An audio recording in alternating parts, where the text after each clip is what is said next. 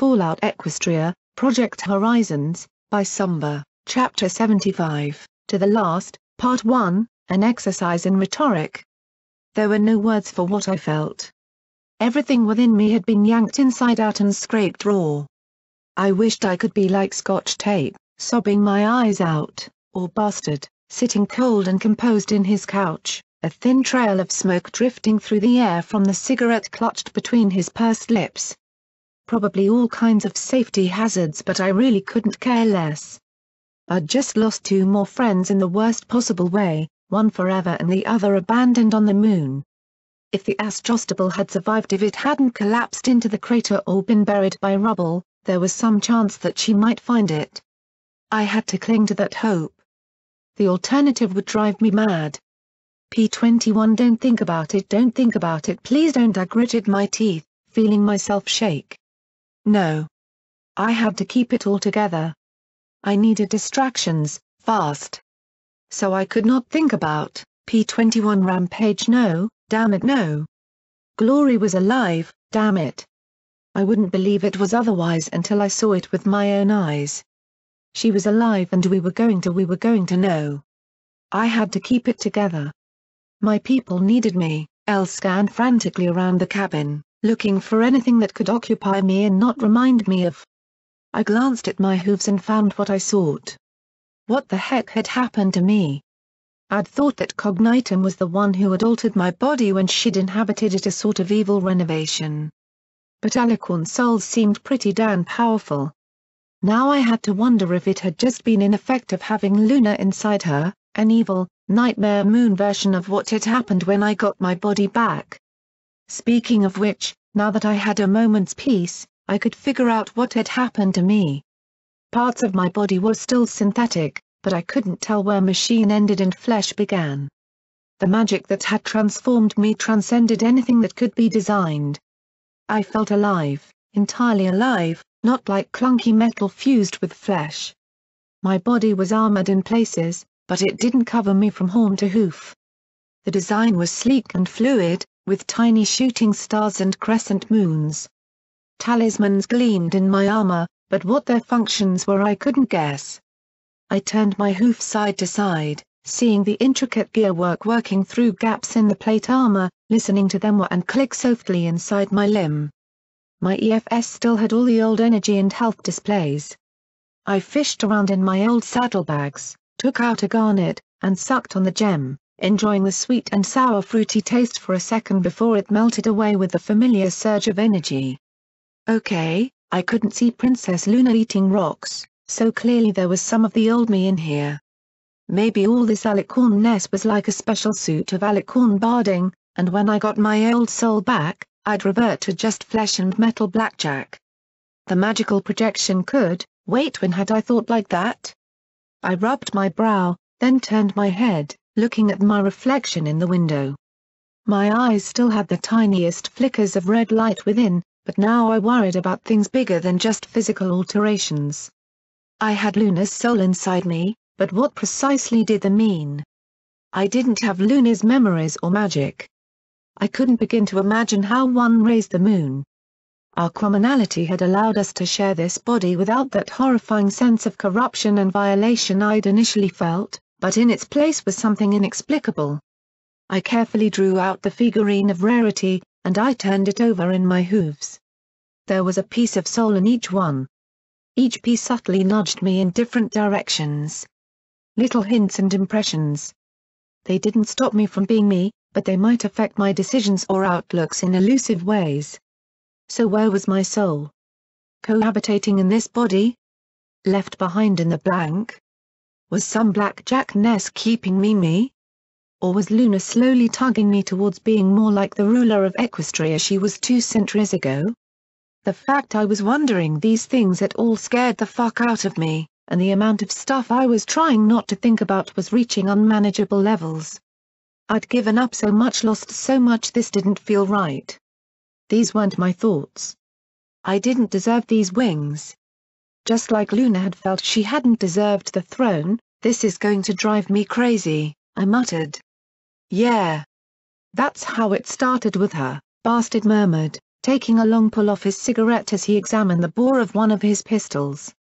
"When the Harbingers hired me, she was pretty upfront. 1,000,000 caps for a few days' work. Oh, and killing you. That too." He gave me a supremely smack-worthy smirk, but I abstained, more from heartbroken lethargy than actual restraint, and he continued, "But the longer we were in the rocket, the nuttier she became, like convincing herself she had to do stuff. Rationalizing it to folks who already thought she shot moonbeams or who couldn't care less so long as they got paid." "Great.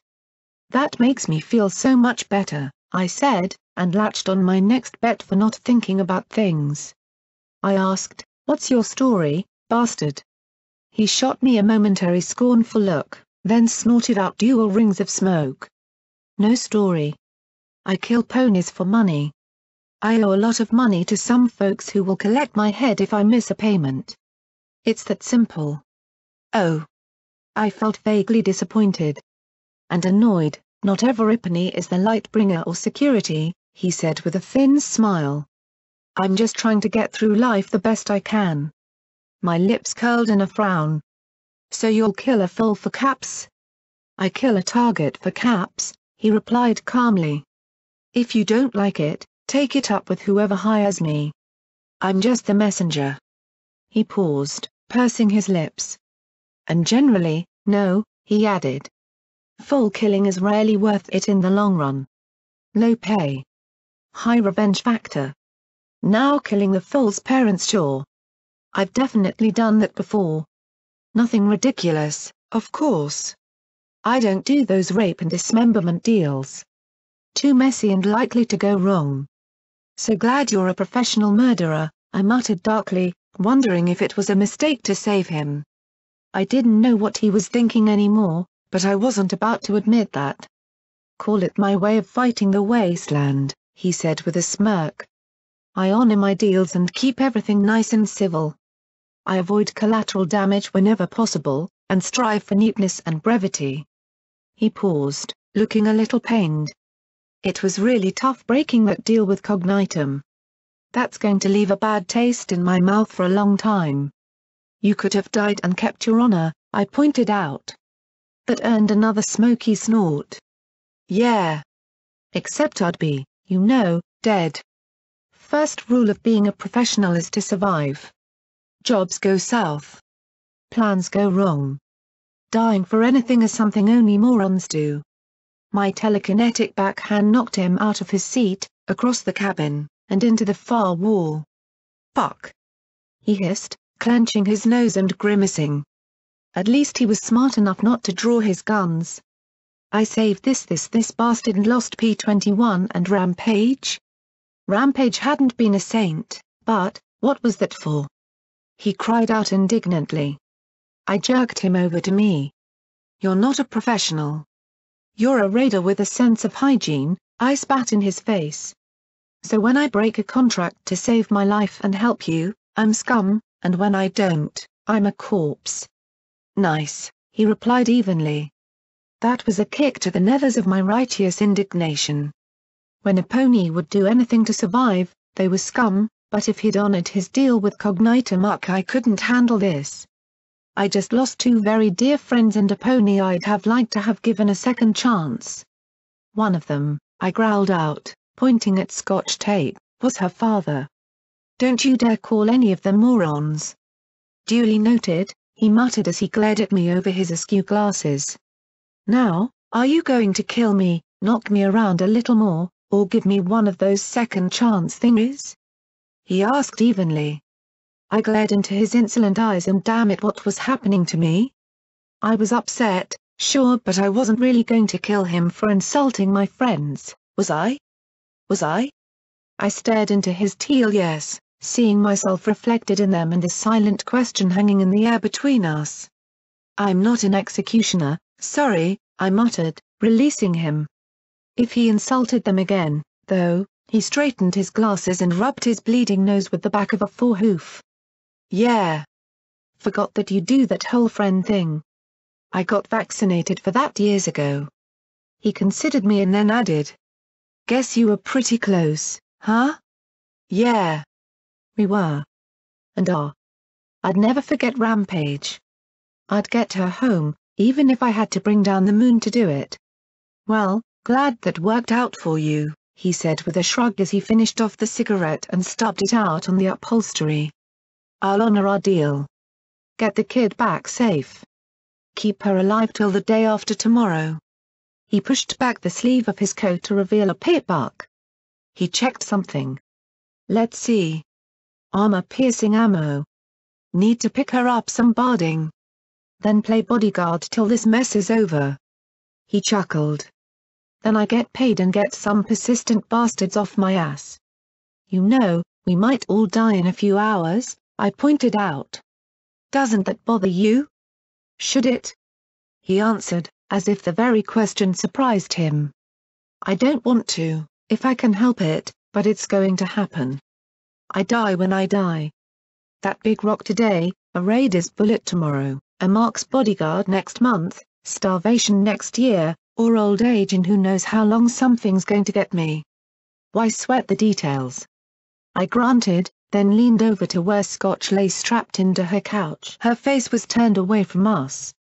No flying through the air with hooves waving on this trip. She clutched the battered black cat in her hooves. Had that really been just hours ago? The young mare might have been asleep, or was simply alone in her grief. Just take care of her, I told him, the edge in my voice present through our entire exchange now gone. He grunted once and nodded. I stared at him for a long moment. Something else was amiss, but I couldn't put my hoof on what. He was scum. No, that wasn't it. I was giving him a second chance. That was so me. But there was definitely something. Something about him. He was a killer. No, he was he. What? He asked with a frown. Suddenly I levitated him to me, pulled off his glasses, and examined him closer. He was handsome in a somewhat underfed-looking way, athletic without being bulky. Really, he had a frame similar to Stygius, P21, and Glory. And now he started to look a bit alarmed. Fucking what? If you're going to hit me again, get on with it. Fucking that was it. I wasn't sexually aroused or interested in him at all. There wasn't that little part of me wanting the comfort and bliss that came with sex. I mourned P21 because he was my friend, not because I'd lost a lover. There should have been something. Sure, it had taken me a few hours to get with Stygius, but that was coming off of sexual trauma, and I was worried about killing him. I should be snogging bastard. Flirting with him, at least, but nothing. He left me cold. My emotional reset button wasn't just not working, it appeared to have been removed completely. Nothing, I answered as I released him, averting my eyes to my blank body lashed to her couch. He shook his head and drew another cigarette, lighting it. I didn't know if the lack of sensation was a good thing or a sad commentary on my character. I added it to the growing list of things I didn't want to think about right now, and my head was getting a little too full. Have you ever felt like you're not yourself anymore? He took a long pull on his cigarette, then exhaled. Nope. Can't say that I have. That sounds to me like a hell of a personal problem I'm glad I don't have. Like pregnancy. Or being an alicorn. Or being batshit insane, on top of all that. He pushed off me and sailed back to his seat. Thanks, I muttered dryly. Unfortunately, that left me right back where I started. And his little quip, my babies, I could still feel them inside me. Little pokes and kicks. I had to not think about damn it. Thinking about P21 made me choke up. Thinking about Rampage made me want to hit something. Damn it, why couldn't I just win for once? One solid, inescapable, undeniable, Blackjack gets what she wants win without paying for it in blood and tears. Why? It wasn't fair. Just once, crap, I was crying. Great, shuddering sobs that curled me over and sent tears drifting through the cabin again. First Glory, no. Not Glory. Glory was alive. She was. She had to be. She was going to hold me in her hooves and tell me everything was going to be okay. She'd figure all this out. And I'd never, ever, stray from her again. Enough. I couldn't take it anymore. I used my magic to untie my blank body and brought it to me. It had been able to see P21 even when I wasn't home. Maybe I could use it to get away from myself. Just for a little while. Just until I worked out what I was going to do. I turned over my blank face. This was my face, but not mine. So young. So innocent. Had I ever truly looked this way before?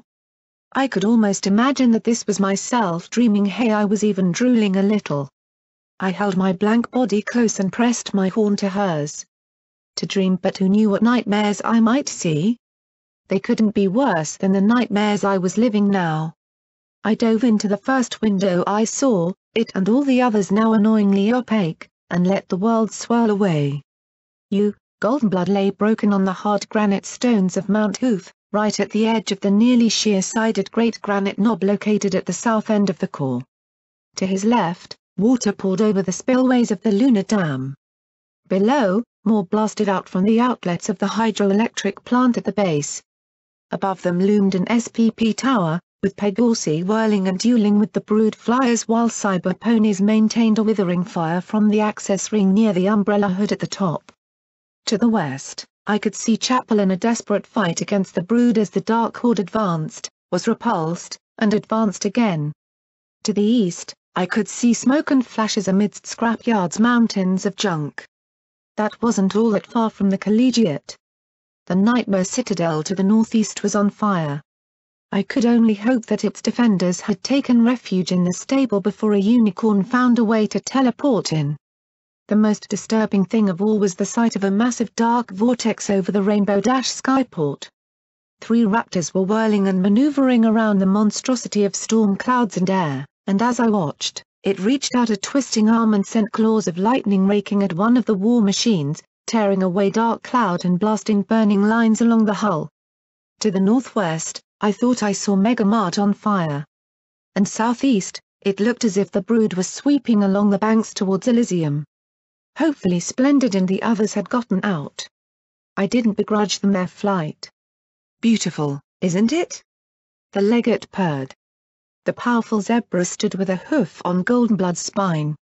The ghoul's limbs were missing, but he felt only a dull discomfort from each of the broken stubs. This world should die with a roar. Not a whimper. I'm so glad you've managed to give me an invigorating fight. It wouldn't have been fitting had you all simply submitted to the inevitable. So glad our battle could entertain you, Goldenblood rasped under the crushing hoof. Oh, you don't understand. It's not the fighting I'm savoring. It's the despair. Truly nothing is more precious than the utter abandonment of hope. I pray we'll be able to hear the wailing all the way up here, the legate chuckled. Then paused and asked, have you given up hope, Goldenblood? Blackjack will stop you, he swore.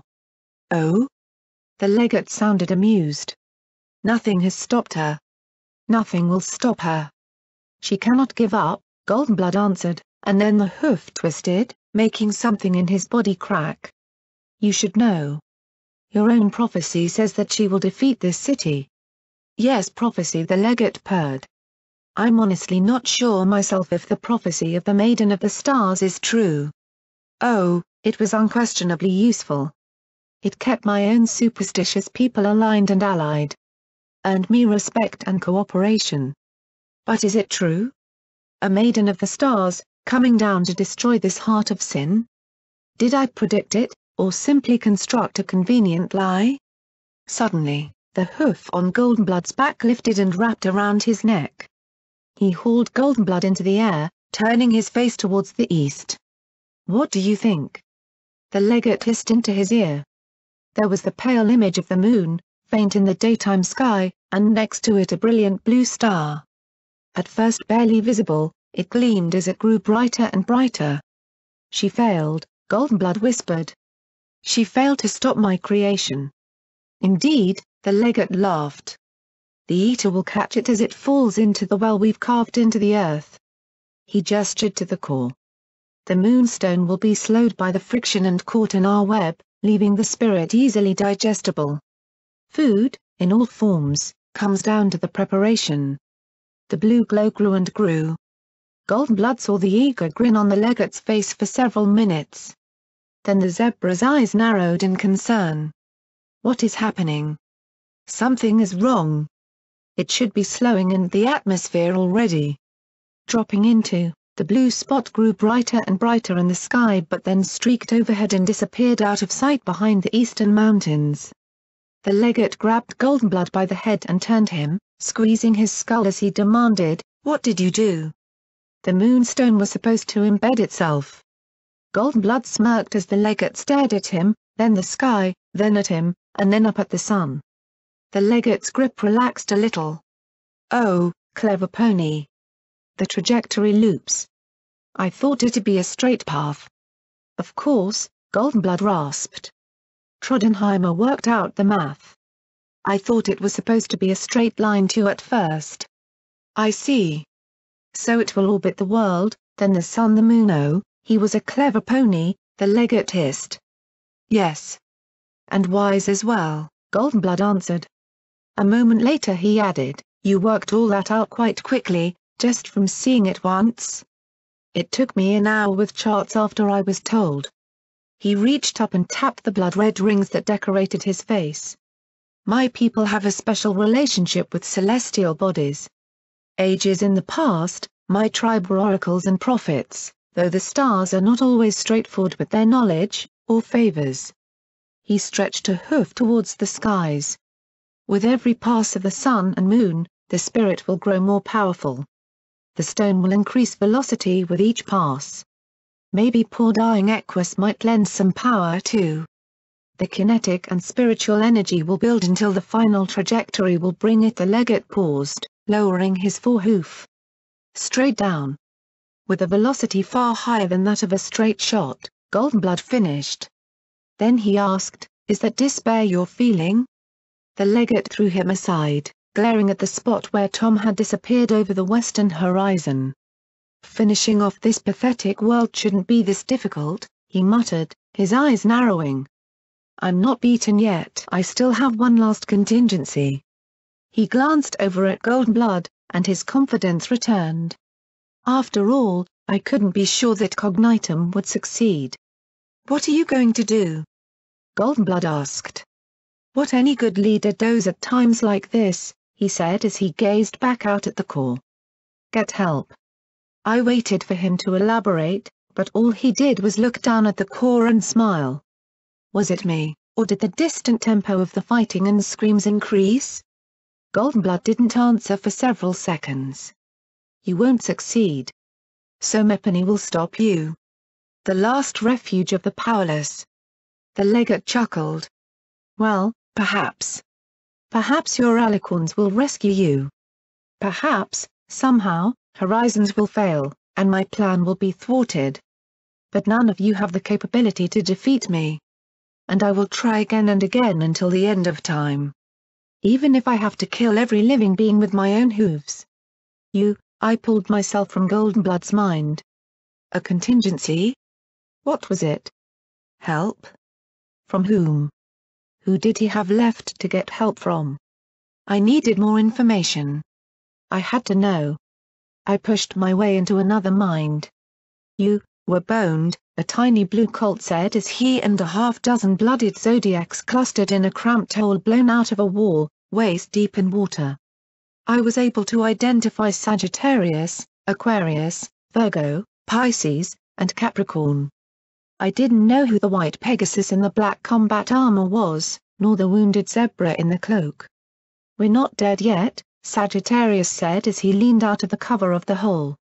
The chamber they were in was 20 feet tall, with intermittent pillars spaced out here and there. Rusted construction equipment jutted out of the water that covered the floor and lapped at the walls. On the far side of the room, 6 brood tended to a damaged golden tree that trickled rainbow sap into the water. 4 other unicorns maintained a shimmering shield protecting them as they worked. A hulking tank sat between the Zodiacs and them, its dented and blackened armor plates popping and twisting back into shape as the repair talismans worked. "We're out of explosives," the blue colt said sourly. "Those damn brood blew themselves to pieces getting the C4 away from the tree. Cancer's scrap metal and Aries is probably roadkill. Gemini and Taurus are keeping the brood reinforcements outside at bay for now, but eventually even that schizo is going to run out of magic. They're going to have that tree repaired and popping out reinforcements in here soon. The flux in the water is probably giving all of us tentacles as we speak. But that's fine, because the frigging tank is going to kill us all long before they sprout. Oh, and we're out of explosives. We're boned. Hate to say it, the White Pegasus said, but we should withdraw. Regroup. Try again later. No, Libra. We were barely able to get in here the first time. We've almost scrapped that tree twice. We just have to finish it off. Screw the tank, Sagittarius said as he jabbed his hoof out the hole.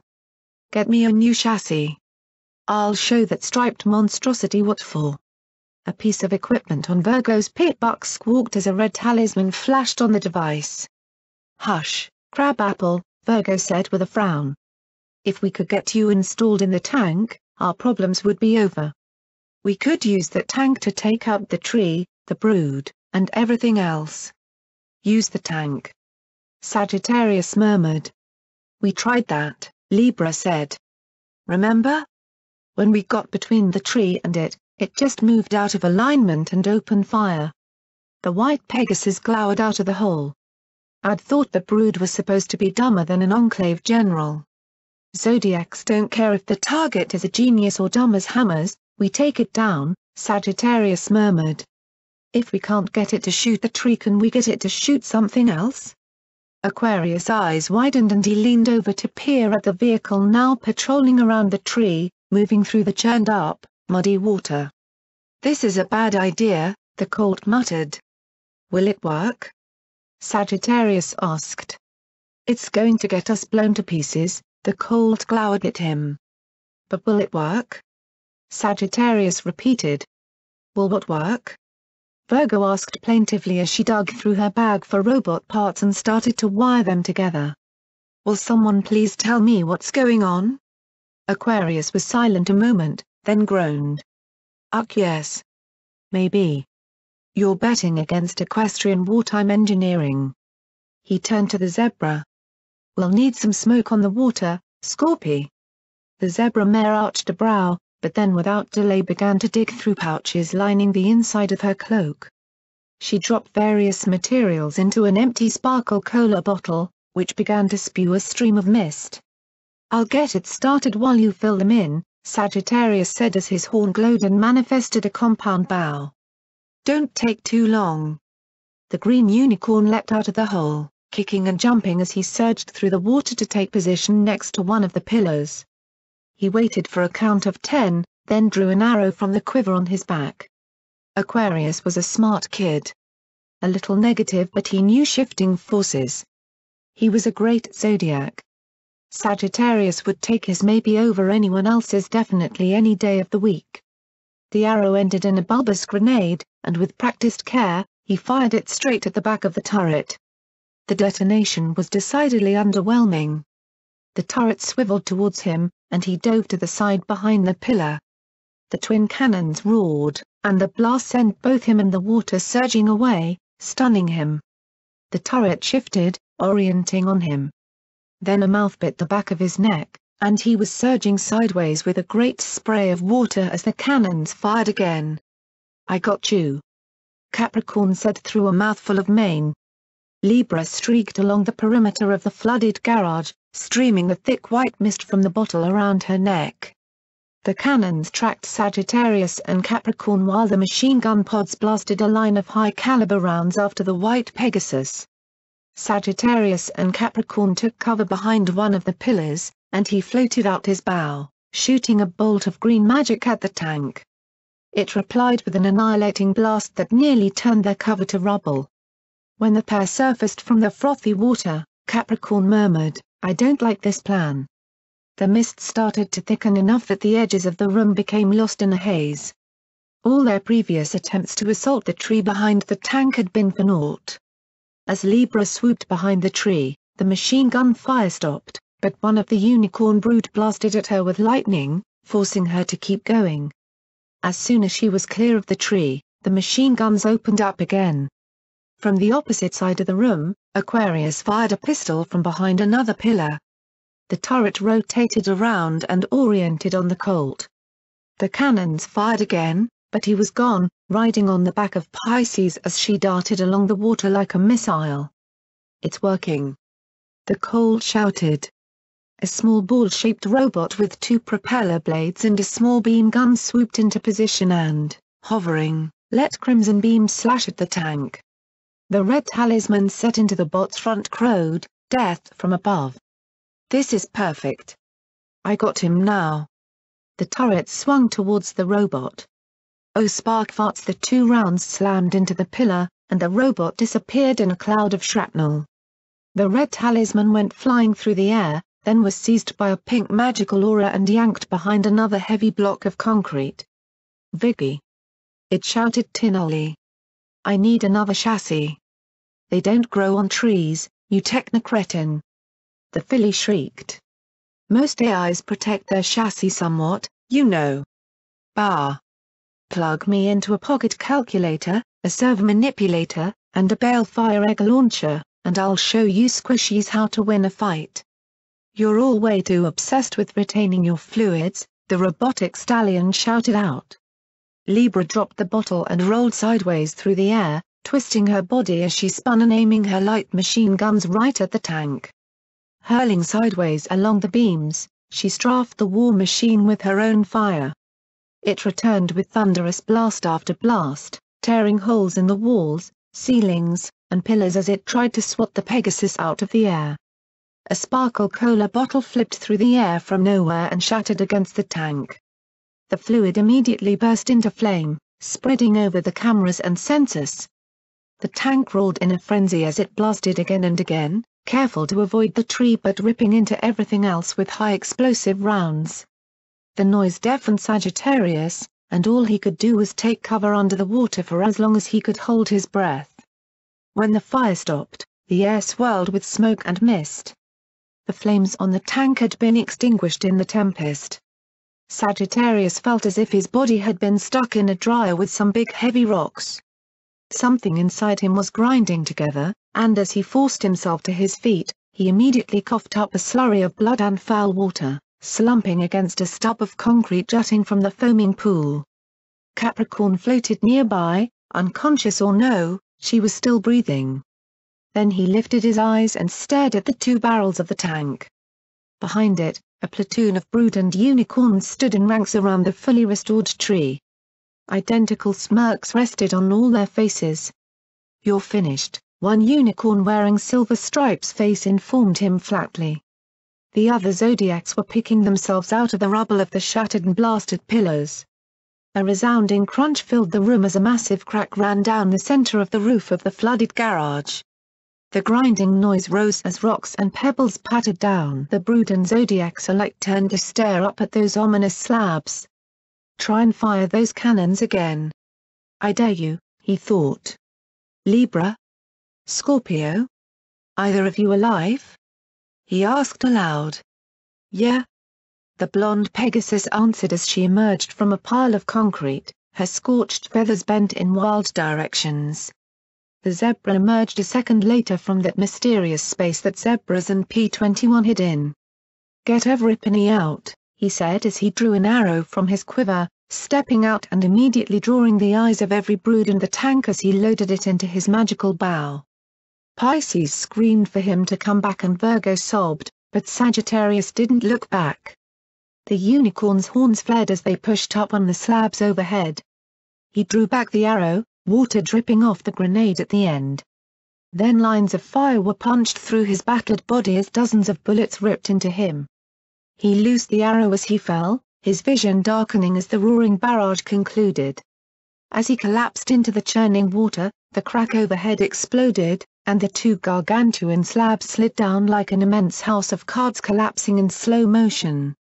Through the gap, for a moment, he could see the floor above, and the floor above that, collapsing as well, dropping rusting construction equipment down upon the tank, the tree, and the brood. Then, as he started to slip beneath the waves, everything going black, The green unicorn smiled. The memory window winked out before me, and I was left staring at the void in my old and empty mind. Sagittarius was gone. I looked at the lingering pools of thought. How many others would I see? Winku, and another one disappeared right then. I gasped. Who was it? Calamity? Velvet? Whisper? Someone I'd known was gone, and I switched my attention from one pool to the next. How many minds had I been connected to in the first place? I hadn't been able to precisely inventory them. Another pool winked out, and I screamed in that vast nothingness. Stop dying. Please stop dying. Please, there was nothing for it. I found the nearest mind and threw myself into it. I had to know. I had to. We failed, Xanth muttered as they sat in a muddy pit together. While Xanth's armor was still intact, her mane wasn't. Only a few long strands remained. Her stomach clenched, and she retched but brought nothing up. She glanced at the 3 other ghouls. Any ammo left? At all? Sorry, all out of corpses, Snails said mournfully. Those skeletons didn't work out so good. It's okay, the zebra said, glancing over at Carrion. The ghoul griffin's armor was wrecked, functional only in the sense that it still clung to his desiccated frame. Guns are dry. Explosives are gone. Sorry. I don't see how we can accomplish our mission at this point. Xanth shoved herself to her hooves, staggering a few steps as she cried out, we can't give up. She managed all of 3 steps before collapsing on the muddy floor of the ruined bunker. She clenched her eyes, trembling and muttering again, we can't give up. She looked back at the others. The maiden is counting on us. Everipany needs us to take out this bunker. She turned desperately from one to the next. We can try to get some more ammo from the brood. See if we can rupture the flux tanks again. Or maybe I could try that vent. Maybe they haven't mined it a 3rd time. Xanth. Carrion croaked, helping her out of the muck. Enough. We're not going to be able to do it. The brood know their bunkers are under attack, and they're reinforcing them. We probably got hundreds of those bastards between us and that stupid tree. Xanth swayed and clutched her stomach. And you're not going to last much longer one way or another, the griffin added. How much radaway do you have? Xanth clenched her jaw, tasting blood in her mouth. I ran out 15 minutes ago, she whispered, like uttering a shameful confession. Uh-oh, the stealth suit quipped in a worried, foal-like tone. Carrion sighed. All right. Let's backtrack to that drain. It should get you out of here, at least. Maybe they can send in a 2nd team. No. Xanth said sharply, rising to her hooves. We're not going to give up. The maiden wouldn't give up. She may have cursed me, but I can't give up. Because the only way you can ever lift a curse is by doing the right thing. The legate's evil, and these brood are monstrous, but I can't give up. I'd rather die than give up. Then her guts gurgled, and she coughed. Even if I really don't want to become a ghoul. She gave the others a weak smile. No offense. None taken. And you probably won't. If Everipany that died of radiation poisoning became a ghoul, Equestria would be a nation of undead, Carrion answered.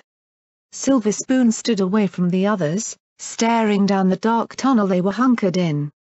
Ghouls, she murmured. Then she turned back to the others. The brood aren't ghouls too, are they? I mean, they're like cyber zebra unicorn Pegasus thingies with all kinds of crazy powers, but they're not ghouls too, are they? Xanth, Snails, and Carrion shared a look. Oh, no. They're not ghouls too, Snails said dully. Right. Course that would be, like, totally cheating, Spoon said brightly. So, what if we blew up the one place they can't go? The blank faces remained, and she snorted, rolled her eyes and explained, the reactor thingy. Duh. Blow up a reactor? Xanth said lightly. But a reactor's is heavily shielded. This one is obviously breached, but you'd need a tank to blow it up. Silver Spoon snorted. Well then, we get inside the reactor first, and then blow it up. You don't need to be so totally geek about it. Xanth took on a softer tone. Silver Spoon, it's an operational reactor. It's on. It's a huge conflux of magical energy. I know you absorb radiation, but even ghouls have a limit. Silver Spoon snorted. Well, duh. That's what I do when I hit my limit. I make stuff explode. So I'll just make the inside of the reactor explode. Simple.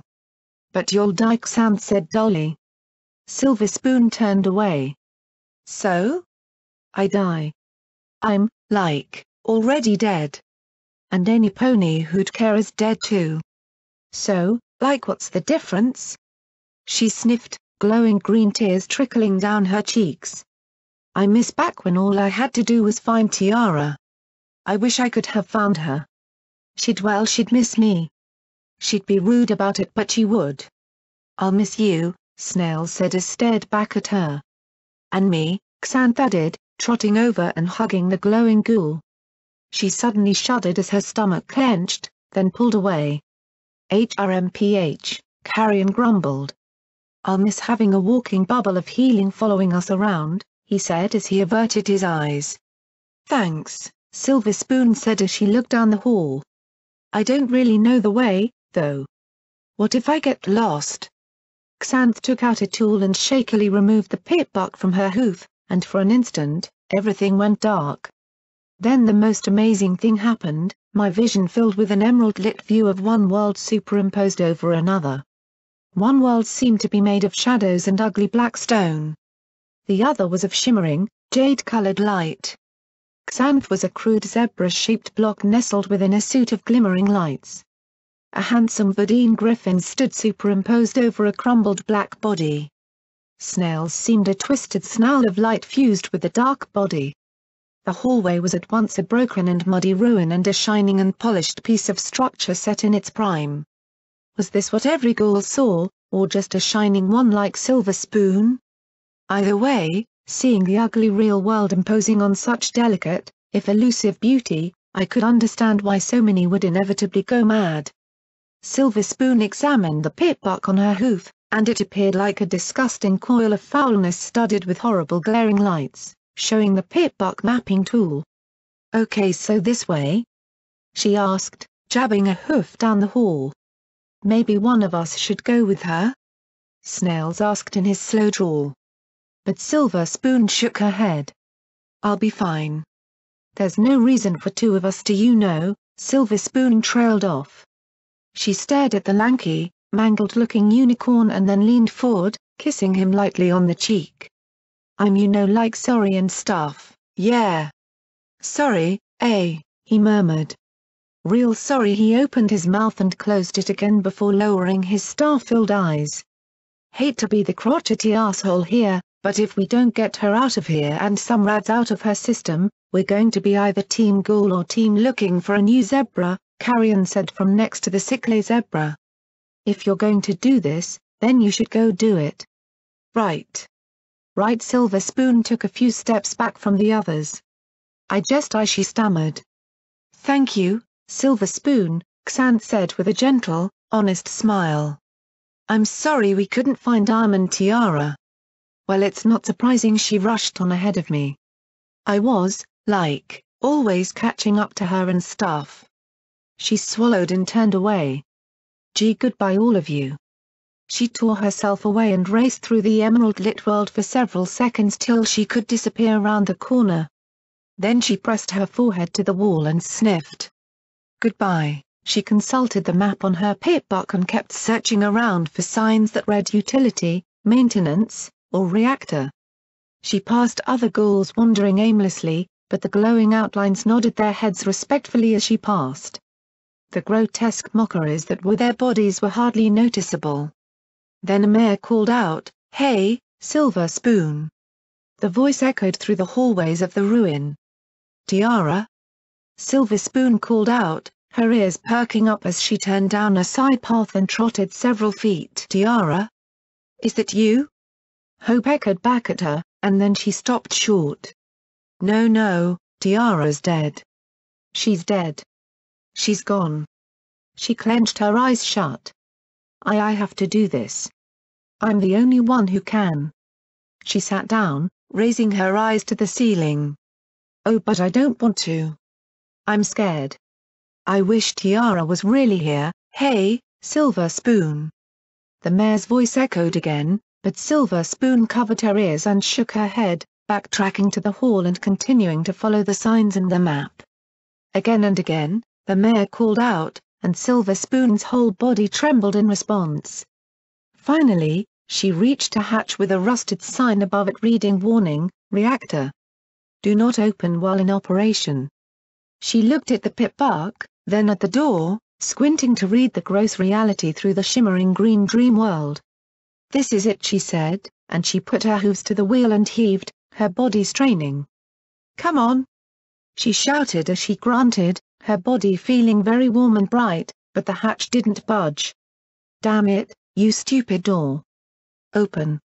she shouted and reared up, slamming her hooves against it. Green light flared around her hooves, and the black heredity crumpled a little as her strike left glowing marks in the metal. "Open! Open! Open!"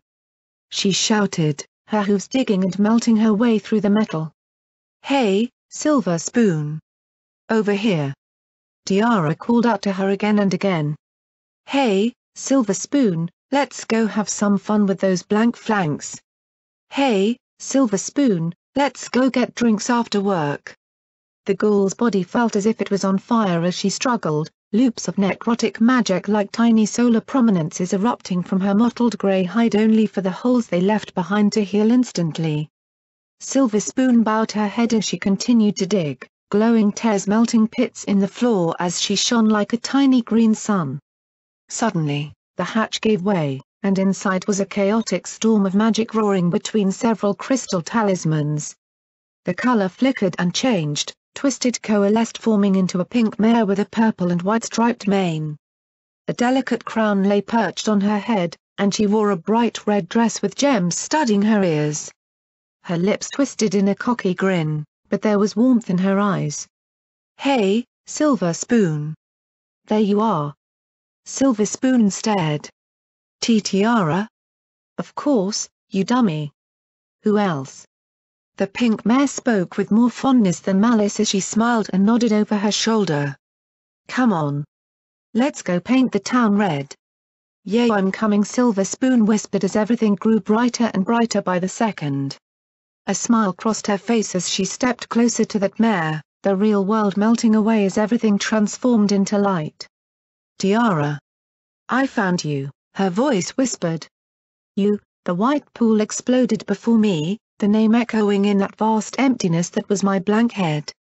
I'd wronged Silver Spoon, tricked her twice and used her for my own ends. I was glad she'd been happy at the end of things, but it also raised so many more questions. Another window winked out before I knew who it might have been. I couldn't help myself. I mentally sent myself to the next window and let myself melt away. If I couldn't help, then I had to know. Had to watch. Had to flagellate myself as a witness to these horrors. The Reapers reaped a bloody batch of brood. No hiding. No tricks. No strategy. Just brute force and bloody determination carried them along as they butchered the enemy on all sides. Toaster slammed one against the wall of the bunker before a dozen of the hellish appliances blazed to life and incinerated the pin cyborg. Then the scarred earth pony pulled away, the sizzling body stuck fast to the toasters before he spun with surprising grace and flung the flaming torso into the face of two more before springing upon them with maniacal glee. Still, even his powerful frame was slick with sweat, and his vicious blows moved with ominous inertia. Hammersmith and Dazzle fought back to back, the unicorns wielding their weapons with their magic and bodies. Nobody who witnessed those two would ever accuse unicorns of weakness. Hammersmith shoved a brood up only to bring that colossal metal mallet down as if he was driving home a railroad spike. Dazzle, her rifle gone, dodged a blow by a brood unicorn's blade and sprang forward, grabbing the brood around the neck and then slicing right through her head with a crimson beam before she could teleport away. A second unicorn appeared on Hammersmith's back, blade raised, point aimed at the base of his skull. Her magic sent the dropped blade from the first cyberunicorn flying up and deflecting the strike. Without looking up, the immense mallet whirled over his head like a steel cyclone and sent the brood flying. Another crimson beam turned the enemy into drifting dust. Overhead, Stormfront fought with cool precision against a dozen brood flyers as he lead them ahead, flipped long enough to bring his sniper rifle to bear, and blew a hole in one flyer's head, then darted through the hole left in the enemy formation. He shed blood and brass as he flew, but wore a smile as he whirled overhead. Of them all, Brutus was at the front. An enormous blank mutant, augmented and twice his size, brought down a hoof almost half as large as the black stallion's body. Brutus rose up and caught the giant's descending hoof against his own, his powerful frame straining against the weight. Then, he shifted suddenly to the side, and the giant's foot dropped awkwardly and it staggered. Brutus didn't hesitate, planting his forehooves and kicking out with a massive appliebook at the giant's ankle. With an explosive crack, bone and wire erupted from the ruptured limb as it folded. Brutus, his forelegs still planted, turned around and gave a second mighty appliebook at the other forelimb, which struggled to maintain the monster's weight. His legs struck the side of the knee, and the limb twisted as tendon and wire gave under the force of the beast. The giant fell before him, and Brutus rose up and slammed his forehooves against the skull again and again till there was a third, mighty crack and blood gushed from various orifices. Candlewick poured a stream of blazing yellow at the brood as they flooded down the ramp and teleported in. So many rushed forward that they became a blazing mass, burning slower than they died. The wall of burning dead barely kept them at bay long enough for the others to keep from being overwhelmed. These guys seem really pissed off. Did something happen? He shouted over his shoulder. Yeah, they realized they better send all their fuckers on us. Toaster bellowed in glee before leaping on a pile of brood and rolling about like a pig in a heap of burning bodies.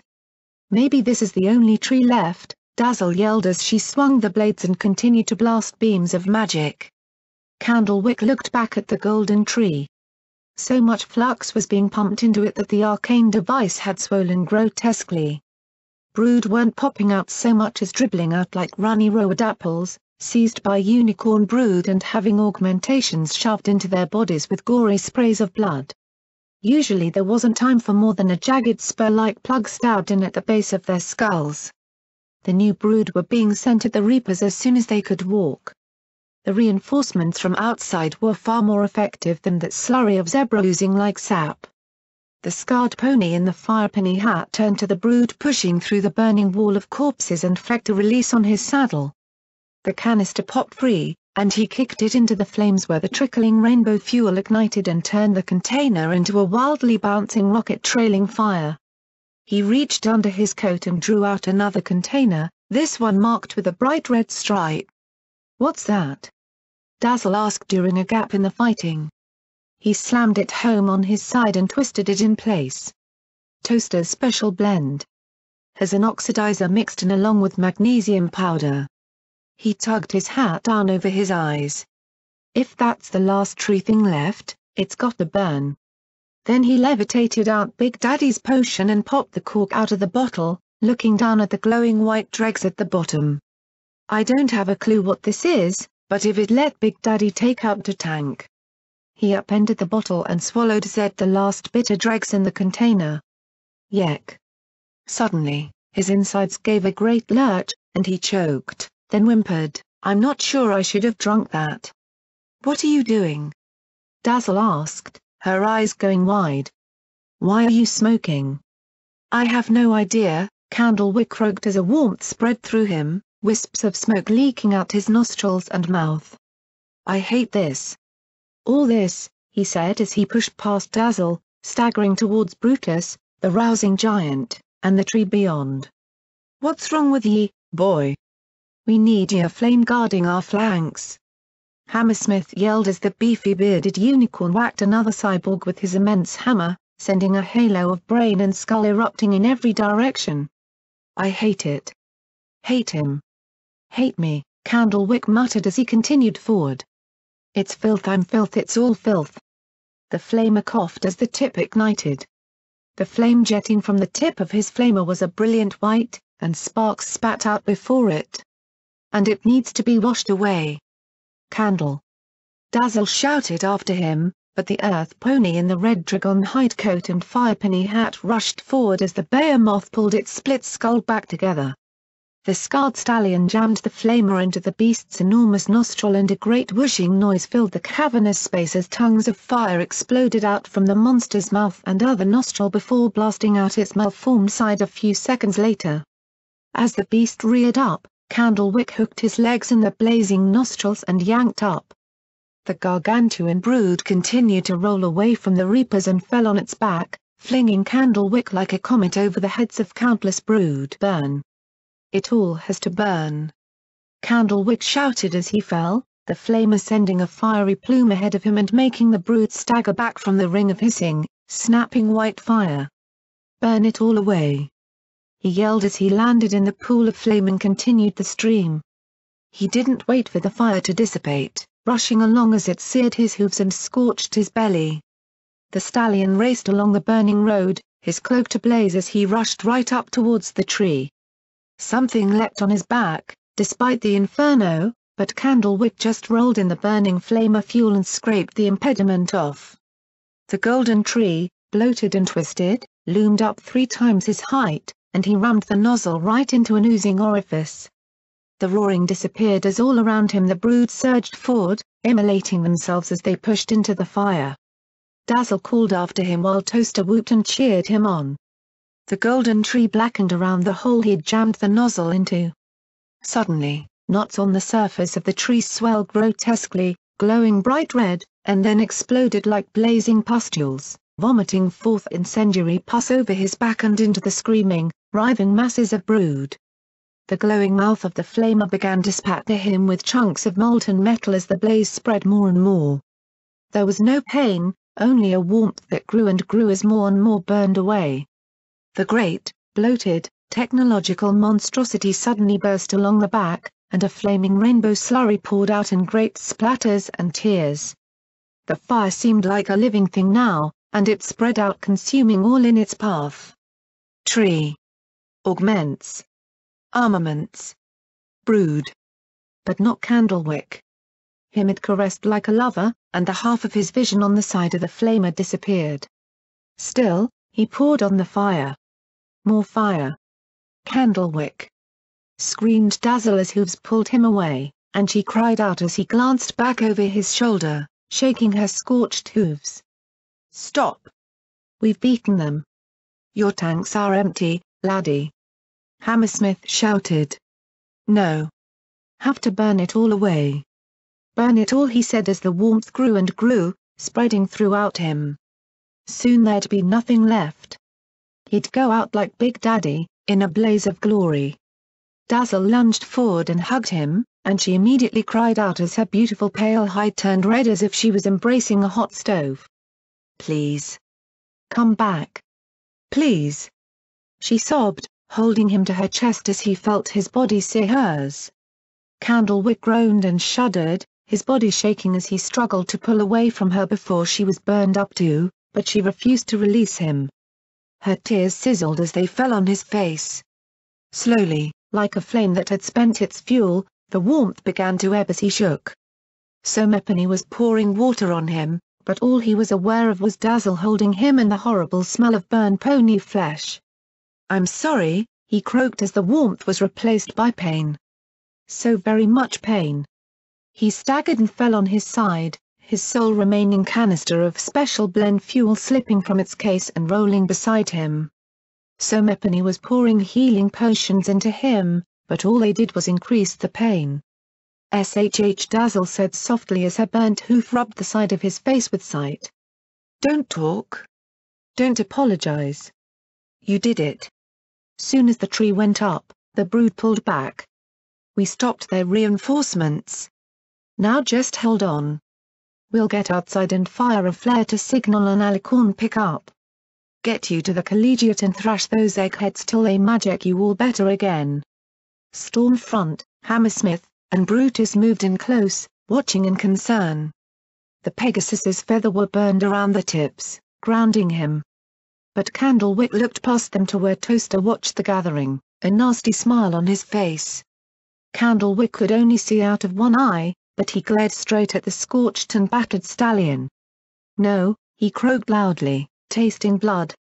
"Don't you fucking dare, Toaster." The scarred stallion's eyes went wide as Brutus and Hammersmith whirled on him. "Do what?" Brutus asked as he glared at Toaster. The appliance-bedecked stallion's eyes popped wide as everyone regarded him. "Nothing," he said, grinning at Candlewick and struggling to keep it from a snarl. "He's fucking crazy after that shit, right? He planned on finishing all of you off and taking, you fucking idiot." Toaster suddenly screamed. "We could have had it all, bro." "Bullshit," Candlewick spat at him. "Who could have had it all? That's all you care about. All you've ever cared about. And when this is all over, I'll make sure every damned burner knows it." He slumped against Dazzle. "You make a shitty leader, Toaster." "Get out of here," Brutus rumbled as he loomed at the other Earth pony. "No one's going to follow you after they hear what you wanted to pull here," Stormfront added. Toaster's pupils contracted to pinpricks. "No. Fuck you. Fuck all of you." He hit a talisman on his chest, and the toasters began to jet their flame. Annihilate. Incinerate. Obliterate. Time seemed to slow as he raced forward, his toasters lighting up one after the next, forming the corona that would take out at least one of them before he was put down. His hoof flailed at his side as Toaster closed the gap, racing like a flaming meteor straight at the prone Candlewick and Dazzle. The unicorn tried to blast him with her magic, but Toaster ignored the injury in his maddened state. Hammersmith brought the mallet down in an overhead blow, but Toaster ducked to the side and embraced the unicorn, the toasters blazing as he smashed his armored head into Hammersmith's unarmored horn. The unicorn roared in agony as a crack ran right through the base of the spire and every bit of him not protected by his plate armor ignited. As Brutus came in behind Toaster, he received a blazing plebeian kick to the face, knocking the stallion back long enough for Toaster to release Hammersmith and give Brutus a flaming body slam. Stormfront frantically dug through the scorched debris, looking for ammo.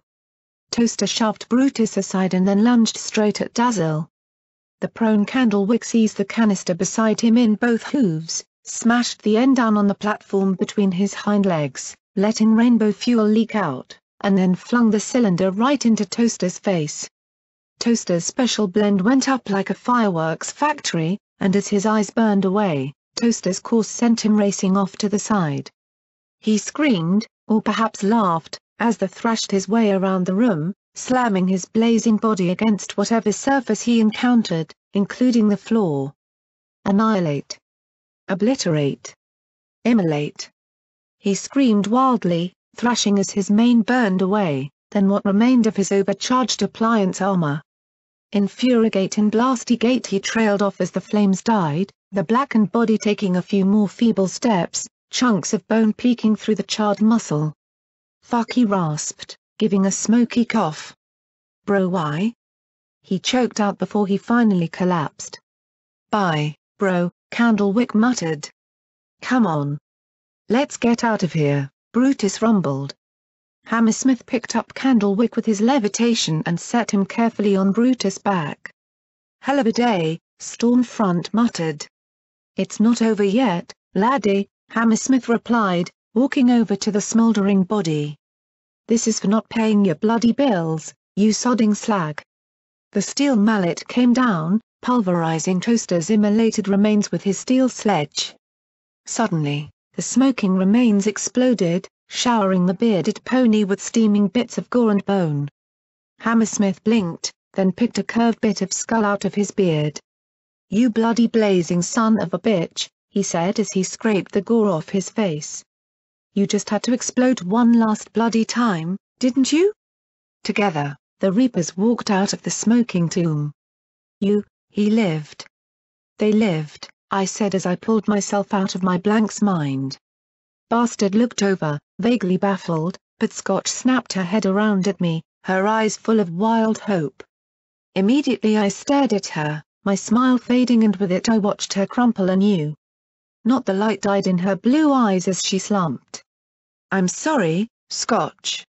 I just thought since you and Glory survived so many times maybe," Scotch murmured hollowly. I carefully moved over to her couch and put a wing around her. "I'm sorry," I repeated, not knowing what else to say. "I meant some other ponies. They killed all 3 bunkers," but I thought I shook my head. "I wasn't thinking." The young mare turned from me. "It's just its mum all over again. I wasn't there when she died. The Overmare ordered her recycled before they told me she was dead. I just went home, and Rivets was there telling me I was getting moved to C shift. It was like she never existed in the first place." "She did, Scotch. And I know she'd be proud of you." "P-21 was," I said as I gave her a little hug with my wing. "I wish it hurt. I don't feel anything. Like the feely part in me is broken or something," she said as she pressed her cheek against the window behind her seat. "It's not fair. You came back 2 times 3? I've kinda lost track myself," I replied with a sad smile. "I wish they all could." "He should get to come back once," she said, and then the young mare leaned over and pressed her face to my shoulder. "I want him back," she sobbed loudly as I held her in my hooves. I nuzzled the top of her head, fighting to keep myself together. I had to keep it together. I couldn't fall apart now, couldn't afford to slip onto that mattress and wallow in grief. Maybe it was Luna, or maybe it was me, but I only let a few tears slip down my cheeks and gave a snotty sniff before I beat back the terrible welling of emotion inside me. But Scotch, at least, could weep. I envied her that. I glanced over at Bastard, glaring at him, challenging him to make one dismissive snort or snide smirk. All he did was blow a stream of smoke and look away from us and out the window at the approaching planet. When Scotch calmed, she rubbed her snotty nose and bloodshot eyes and errantly blew the former in my wing. Cognitum's fancy schmancy rocket had gravity, unlike the other one, preventing snot meteors from floating all over the place. My mane stood up on end, but hey, I could live with a little snot. "Sorry," she said, wiping her muzzle on the back of her foreleg. "Oh, that's all right," I answered lightly, "I was due." I wiped the wing off on the velvet upholstery, trying to keep my disgust from showing. Yeesh. It wouldn't come off. What was up her muzzle, a glue factory? Finally, I managed to get it off, but I left a half-dozen or so small white feathers adhered to the seat. Scotch Tape gave a little smile, but it came nowhere near her eyes. Bastard just shook his head with mute disapproval. "What?" "It's sticky." I don't know how I stopped as my mental workings went clunk. Scotch Tape came immediately to my rescue, asking, "Did you say they took out the bunkers? Isn't that good?" Her eyes were still wet with tears, but she was clearly trying to be brave. I gave mental thanks to my fellow Don't Think About It club member. It means no more reinforcements. He's still got thousands of troops, but now that's all he has. It was still more than we had defenders. Way more. He also has this great big storm thingy over the skyport. It looks like a tornado with a face. A tempest? Bastard blurted in alarm. Where the hell did he get one of those? Scotch Tape and I shared a flat look, then simultaneously turned to him, brows arched. He colored a little. "I banged a zebra mare once on a semi-regular basis a long time ago. Leave me alone." We again shared a look and shook our heads. "Give us a little more than that," I prompted. "What is it?" "A zebra weather control fetishes with an air elemental spirit stuck inside it, usually in a bad mood. They were supposed to be the next step in super weapons. Put them on a missile and unleash them to rampage all over Ponylands like megaspals. Think a constant, sapient balefire bomb. I'd much rather think of almost anything else. I'd seen 2 balefire bombs way too close for my comfort. Also, that wasn't what I'd meant." "How do I beat it?" I asked. "With difficulty. I have no idea, really. Xulu only knew because she was a shaman, and she only knew because the spirits were terrified of what was happening during the war, he answered with a shrug, then stabbed a hoof at me. And that's it. Don't ask me more than that. I'm boring. I'm plain. I'm just a height bunny who gets paid to put bullets in people. Got it? He stabbed the lit end of the cigarette at me with a note of alarm in his voice. I am not a hero. Not special. Not interesting. Understand? Now I had something to distract me. Well, I don't know. Now I have all kinds of questions about how a height bunny and a shaman ended up together. I glanced at my blank body. There were all kinds of things I needed to check, but I also needed this. What if I jumped in and saw Homage die? Or Charity? After feeling Candlewick's burned body, even I needed a moment or two. He clenched his jaw, pushing his glasses up and looking out the window. Come on. Please? Scotch Tape asked. No, he said sharply, scowling at the young mayor. Look, not everyone has a great big story behind them. So just live with that, because I'm not saying more. I rubbed my nose. I don't know. Knowing my talent for gathering weird people, you're probably 2 centuries old after escaping a MOM. Stasis spell because you were caught trying to assassinate Twilight Sparkle for the OIA. He stared at me for several seconds, and I grinned. I'm right on one of them, aren't I? No. You just must have known some pretty freaky people. The reply wiped the grin from my face. I had known a lot of exceptional people, but also plenty who hadn't been. And some who might have seemed not so exceptional who had been more than I could have imagined. Guess I do, I muttered, my momentary elation smashing back down to reality. And a lot of them tend to die, he continued flatly, making me turn my face from him as I gritted my teeth, fighting to keep myself together. No thanks. I'm glad I'm alive, but I don't want to follow you around. That's just too dangerous. He turned away on his seat. That bastard, Scotch Tape muttered, the young mayor glowering at his back, then up at me. I kept trying to keep focused, but thoughts and memories kept rolling through my head. P21. Rampage. Lacuan. Discord. Kinda. So many people had suffered and died to help me, taking bullets that should have finished me off. Scoodle had merely been the first. How many others had died, or were dying, because of me? Blackjack? Scotch Tape asked in alarm. Dusty Trail. Big Daddy. Charm hadn't died, but had come close. Silver Spoon. If I hadn't used her, she'd still have been alive in the boneyard. It was my fault. It was all my fault. Scotch Tape's eyes went wide as things started going black. Blackjack. She cried out. Dealer. He had died so perfunctorily I'd barely noticed and hadn't thought of it till now. Slaves killed in Fallen Arch. Reapers killed by Rangers. Rangers by Reapers. My sister. My stable. I couldn't stop it. Couldn't stop it. Stop. Stop. Stop. Stop. Breathe. Scotch Tape yelled in my face, the word sounding like it was coming from underwater as the rocket's interior faded to black. Finally, it all stopped. When I came to, I was still in the rocket, with my head throbbing and feeling.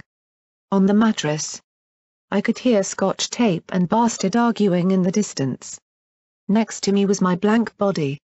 I clenched my eyes closed, pressing my face into the padding of the chair. I wanted my old rocket back, funky smell and all. I wanted to go back to Star House with my friends. To 99. To Cantlet. I didn't want to think about what had happened. It had been ages since I'd had an attack like that, and as I thought about it, guilt roared at me to suck it up and deal. There was too much riding on this. Too many still counting on me. Too many who died for me. What kind of scum was I to lay here like this, feeling overwhelmed and wanting nothing more than to retreat to when my life had been whole and simple and so much easier to face. I crushed myself into that mattress, and piled more mattresses atop me, wanting to be mashed to oblivion. I levitated my old body to me and embraced it, pressing my horn to my old brow. I had to hide. Take a disguise. Go away till I was safe and in control and could do what everyone demanded I do. I couldn't be in charge of Equestria right now. I couldn't save the wasteland now. I didn't want this. Anything but this. So I touched my horn and let everything swirl away, picking a pool and disappearing inside. The defense was in shambles, but it persisted. The Rainbow Dash skyport had become a hot point. Brood pushed along the ground while wind swept the defenders along the fortified walls. Overhead, the tempest roared continuously as 3 raptors wheeled and banked. Their plasma cannons seemed woefully ineffective as they struggled to avoid 2 lesser vortices that the tempest swung like lightning-clawed limbs. One of the 3 had suffered terribly, trailing smoke and limping away as the tempest howled and flailed at the other 2. Wow! Feels just like the old days, Rainbow Dash croaked as she landed in the middle of the skyport. She darted in, silent as a ghost as she made her way to the command center. But it was a wreck. Something had exploded in there, and I couldn't help but imagine a brood unicorn teleporting in with a bomb and out with golden blood. She raced outside, where teams of unarmed ponies clustered around the main terminal, flapping their wings furiously as they clutched whatever they could. Keep flapping. A soldier bellowed at the civilians. We've got to keep up a counterclockwise spin or that thing is going to suck the roof right off the building. Rainbow Dash raced up to the armored Pegasus. Where is General Stormchaser? Who the fuck are you? The soldier asked in shock, looking at her in bafflement. Of course, he must not know the purple power armor with flowy cape. Where is General Stormchaser, Private? Rainbow Dash barked in the precise tone to make the blue stallion stiffen up. Report. He instantly saluted. Ma'am, she relocated to the Castellanus's radio room when our command center was destroyed. Chains of command have broken down all over the valley, and we're just trying to keep things together here. The Brood have made a big push over the last 10 minutes for some reason, and that tempest is tying up all our air support. We're grounded over almost half the valley. Rainbow peered up at the 3. I see the cyclone, the sleet, and the rampage. Where are Blizzard and Sirocco? No idea, ma'am. Probably bolted. I've got my orders to try and counteract that wind, but we're barely making a dent, he said over the gale. No surprise. A tempest can generate 10,000 wing power without breaking a sweat. Damned McGavedish, she said before turning and running towards the downed raptor beside the terminal. Sometimes, Fluttershy, I really wish you'd have talked to us before making your damned mega-spill matrix. Frigging golden blood. She muttered as she raced towards the machine. The propellers along the top were turning faster and faster. She can't be thinking of taking this thing into the air now. It's not even skyworthy in a calm. She must have cloaked, because she slipped right between the 2 sentries at the gate. The Castellanas lived once more, her interior illuminated sporadically by various flickering light sources as her deck groaned and moaned underneath her. Pegasus engineers worked furiously to bang away at the mechanisms while others were taking some boxes on and removing others. More than once, the guards and workers gave a double look, as if catching a glimpse of a ripple of cloaked cloak, but they all rushed back to their work too busy to start chasing ghosts. Get those pumps working. A familiar voice yelled. Chicanery stood in a rumpled suit that looked like it hadn't been cleaned in weeks, an oversized helmet perched on his head, next to a hole in the floor plates. No, no. If the breaker's no good, then it's no good. Don't electrocute yourself trying to get it in. He popped his head up and started at the sight of the cloaked blur, then reached for a boxy, battered beam pistol and pointed it right at her, jaw working. The safety is on, Rainbow said as she decloaked, and at her appearance he relaxed a little. Good eyes, though, Chicanery.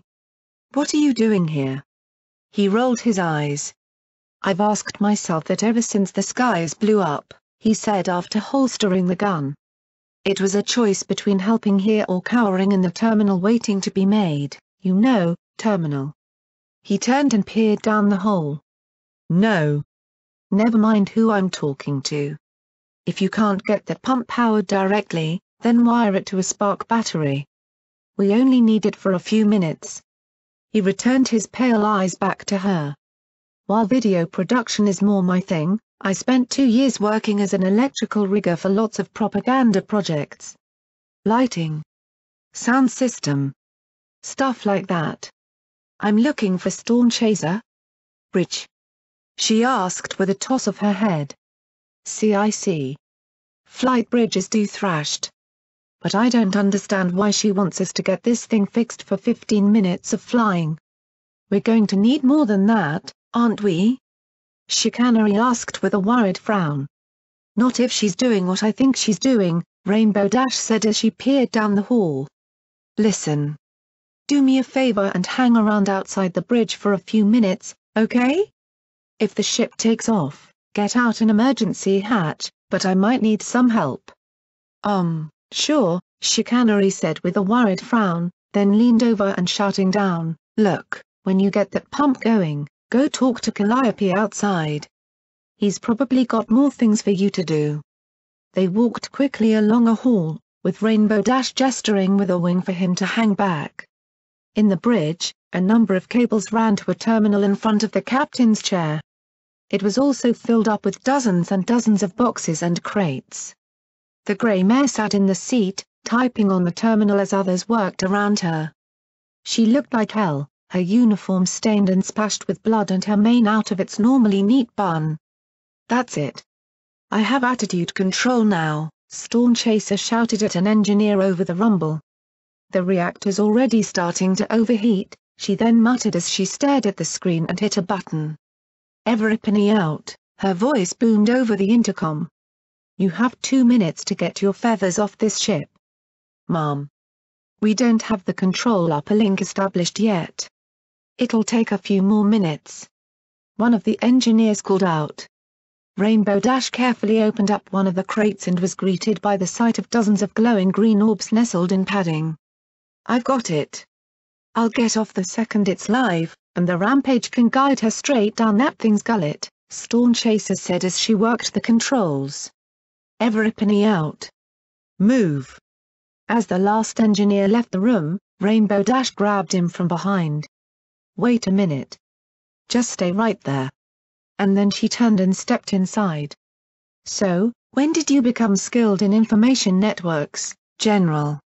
You, Storm Chaser answered, looking over at Rainbow Dash in shock. Did you jam their network? Homage was working on it when I left. I came as soon as I saw the Tempest. She got a report by Alicorn that the bunkers are all down. Survivors are being evacuated to the arena and university, Rainbow Dash said as she looked around at all the boxes. You're turning the Castellanus into a fireship. That's the idea, the general replied tersely. Good idea, Rainbow Dash answered as she walked in front of the general. And since you don't have the 15 or 20 minutes it'd take you to set up the link, test it, and get off safely, you're going to fly the ship yourself, aren't you? It's my responsibility, Storm Chaser said, keeping her eyes on the screen. I can't order somebody else to do this. Big Daddy is dead, Rainbow Dash rasped. The grey Pegasus lifted her head in alarm, staring at Rainbow. The Reapers who survived gave Homage the news. She slowly approached the mare. You're the only mare with any strategic leadership experience left. You are not flying this mission. Storm Chaser didn't look at her. I'm not sure my leadership is worth much anymore. I made a critical mistake and underestimated my enemy. We lost Gold Blood, and that Tempest has pinned me down here. So your plan met the enemy and fell apart. He learned a few tricks with unicorns, which he probably took from our alicorns, and pulled out a trump card. I saw what you had those boys doing. If you had a half-dozen more raptors, you could probably take out the Tempest without sacrificing one too. You're doing what a general needs to do, Rainbow Dash replied. It's not good enough. Storm Chaser cried out, tears on her cheeks. Don't you understand? Ever since I came to this damned place, I haven't been a good enough leader. Too many mistakes. Too many things I allowed to get ahead of me. Ponies have died because I couldn't do what needed to be done. The Enclave failed. I failed. She shook her head, then bowed it. These ponies don't need me. They need a leader like you. Me? Rainbow Dash reached up and removed the hat and helmet, frowning down at Storm Chaser. You're a ministry mare, Storm Chaser said with a smile. You're Rainbow Dash. If you stepped up, I know you could turn this around. You can do anything, she said with a grin, taking Rainbow's hooves in hers. Yeah. I am pretty awesome, the girl replied as she leaned down towards her. Except you're forgetting one thing, I failed too. Storm Chaser's smile faded as doubt entered her eyes. I fucked up one end to the other.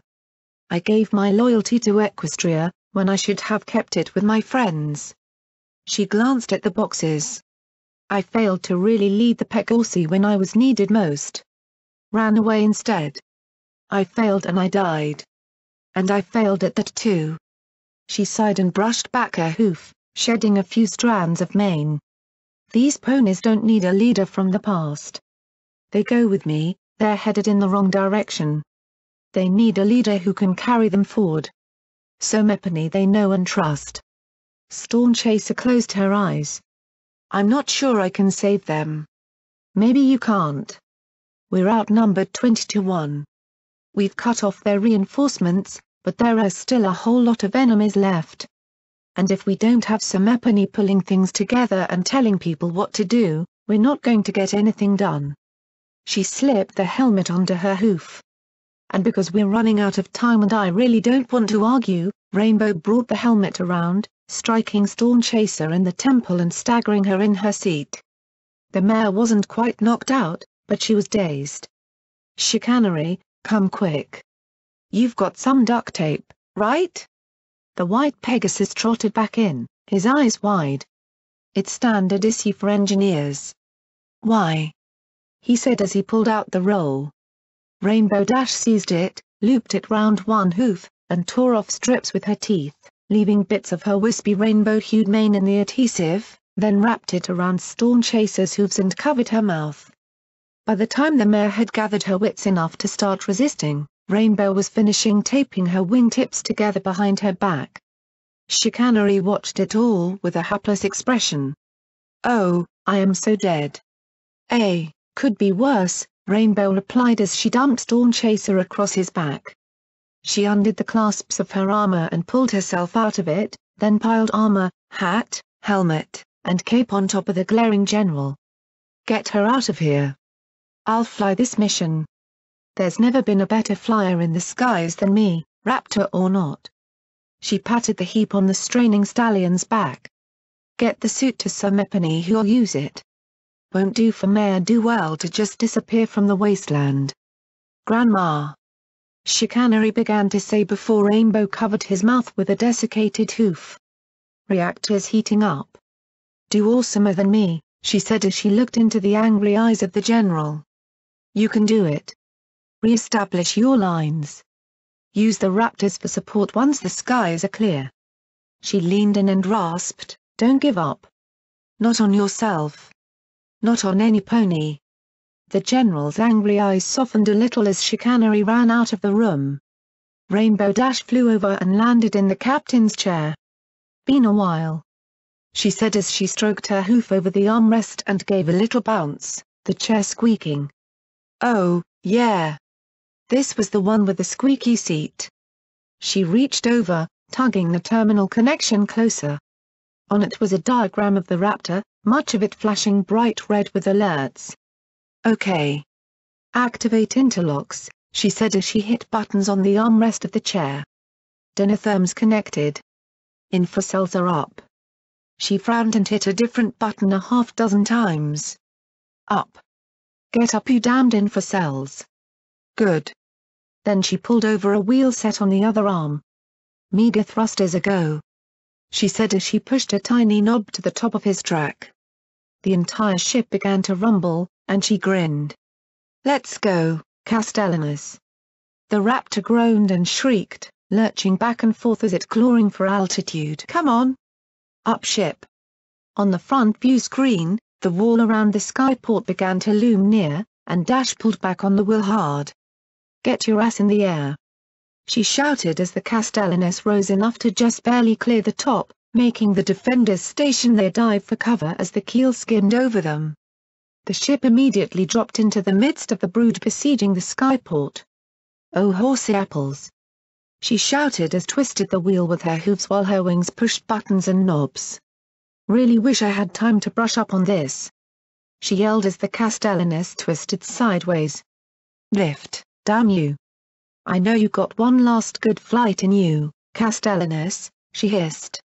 The whole airship rumbled, the feed from the ventral cameras disappearing into static as the vessel ground a furrow through the attackers, the vibration nearly bucking Rainbow into the air as the seat squeaked wildly. Finally, the ship lurched back into the skies, the display for the keel flashing red. "Well, good thing I'm not planning on landing. I think I left the landing gear lodged in that one's ass." The Castellanus rumbled, the vibrating deck plates making the crates of arcane high explosives jostle ominously and shift slowly across the deck. In front of her, on the main screen, she watched as the Tempest raked its claws along one of the other Raptors, the lightning blasting furrows along its armor, shearing off one of the propellers that whirled madly atop the vessel, and sending it soaring off into the wild blue yonder. "Hang on, guys. I'm coming," Rainbow said as her mane fell out around her lap like snow. "Figure it's about time I caught up with you girls," she murmured with a small smile. "Come on, Dashy," Rainbow Dash said to herself in a ghoulish imitation of Pinky's voice. "It'll be fun. We'll all have our own ministries. I'll be the Ministry of Parties. But Pinky, I'm already in the Air Guard," she murmured in her normal voice as the ship rattled and hummed around her. Back in the squeaky imitation of her friend, she continued, "But think about it, Dashy, you could be the Ministry of flying? Or weather? Or just being awesome. You'll be the Ministry of Awesome, and I'll be the Ministry of Fun, because I'm going to make sure Everypany has so much fun." She slumped in her seat, closing her eyes. "Wasn't as much fun as we thought, was it, Pinky?" A tiny pink pony inside me wept and shook her head. The ship howled as she looked up, the Tempest's enormous scowling face turning towards the new enemy. She jerked the wheel hard, her wings flipping the knobs and dials. "Could really use a bridge crew right now," she shouted as the ship suddenly rolled to the side, the crackling claws sweeping past it with a noise like 1,000 buzzing hornets ripping the hull. A momentary weightlessness lifted her from the seat as she snapped the wheel forward, and the heavy crates of munitions thumped ominously. "Should have been focused on the rest of you girls. Should have stopped Fluttershy from making those damned spells. Should have pinned Pinky down till she got help. Should have made Twilight pull her head out of her research notes," she grunted as the Castellanus corkscrewed up past the face of the Tempest. Within its mouth was a single glowing star around which the gale whirled. "All my fault. I was too busy fighting and having fun and not taking care of all of you," she shouted over the growing rumbles as the ship leveled out. She flipped a switch and shouted, "This is the Castellanus. I don't know if you can hear me, but the Tempest's talisman is located inside the mouth. Take a shot while it's focused on me." Castellanus. The ship jerked as something exploded below decks, setting off an alarm and slamming Rainbow's head into the monitor. Black, tar-like ichor dripped down between her brows as she focused at the screen, bringing the Castellanus's nose in line with the Tempest's mouth. "Hold it together just a little longer, you glorious old bird. Hold it together." The ship seemed incapable of slowing as it rocketed towards the Tempest. The enormous sentient twister spread its whirling arms wide in preparation to rip the ship from the skies. "I remember when you came off the lines. EAF 009. First Raptor rigged for command. Earth Pony Engineering, Unicorn Magic, and Pegasus Cloudcraft working together. Wish it could have been for something that didn't kill. But you're a damned fine old ship, Castellanus. We're going to get inside that thing and blow it all to hell. Just like the old days. Smoke and steam were filling the bridge as the ship rumbled and the crates shifted and wandered over the deck plates. Rainbow's left wing reached into a compartment and drew a plasma pistol, pointing it at one of the crates of balefire eggs. You were wrong, lightning dust. I wasn't ever ashamed of the Pegorsi. We did what we had to do. I just wish we'd done something else. I hope we can show Everipany that Pegorsi can be trusted to work the skies again. We can. I know we can. She said as her eyes narrowed and her hooves tightened on the shaking wheel. The Tempest's claw swept in from the left, and she pulled the wheel up at the last second, curling over the crackling energy. Too slow. The other claw slashed in from the right, and she dove beneath it, screaming propellers tearing into the cloudy limb as it passed under. Still too slow. As she raced for its mouth, the surface of the Tempest suddenly flashed, and a third limb erupted from under the maw, reaching straight for the bow of the Raptor. But just as fast as the claw emerged, Rainbow Dash twisted the wheel, and the claw ripped past, shredding the ship's hull but not stopping its advance. Ha! Didn't know I've seen that trick before, did you? She crowed as her wings tightened on the trigger. Then the open maw, with the Tempest talisman within, disappeared, and Rainbow blinked as she stared at a solid whirling wall. Haven't seen that trick. The Castellanus plunged into the wall of the tornado. Instantly, everything in the bridge was slammed to the left, and Rainbow struggled to keep her grip as the Castellanus was swept around and around. The view screens offered nothing but a nauseating display of the world tumbling around and around, over and over. Crates, boxes, and bombs went thrashing around her as the whole ship tumbled up the cloud wall, one metal ammo crate smashing one of Rainbow's wings with a sound like splintering kindling. More metal smashed into her, and it was a miracle nothing went off. Or maybe just good firing safeties. Did a missile explode if you dropped it?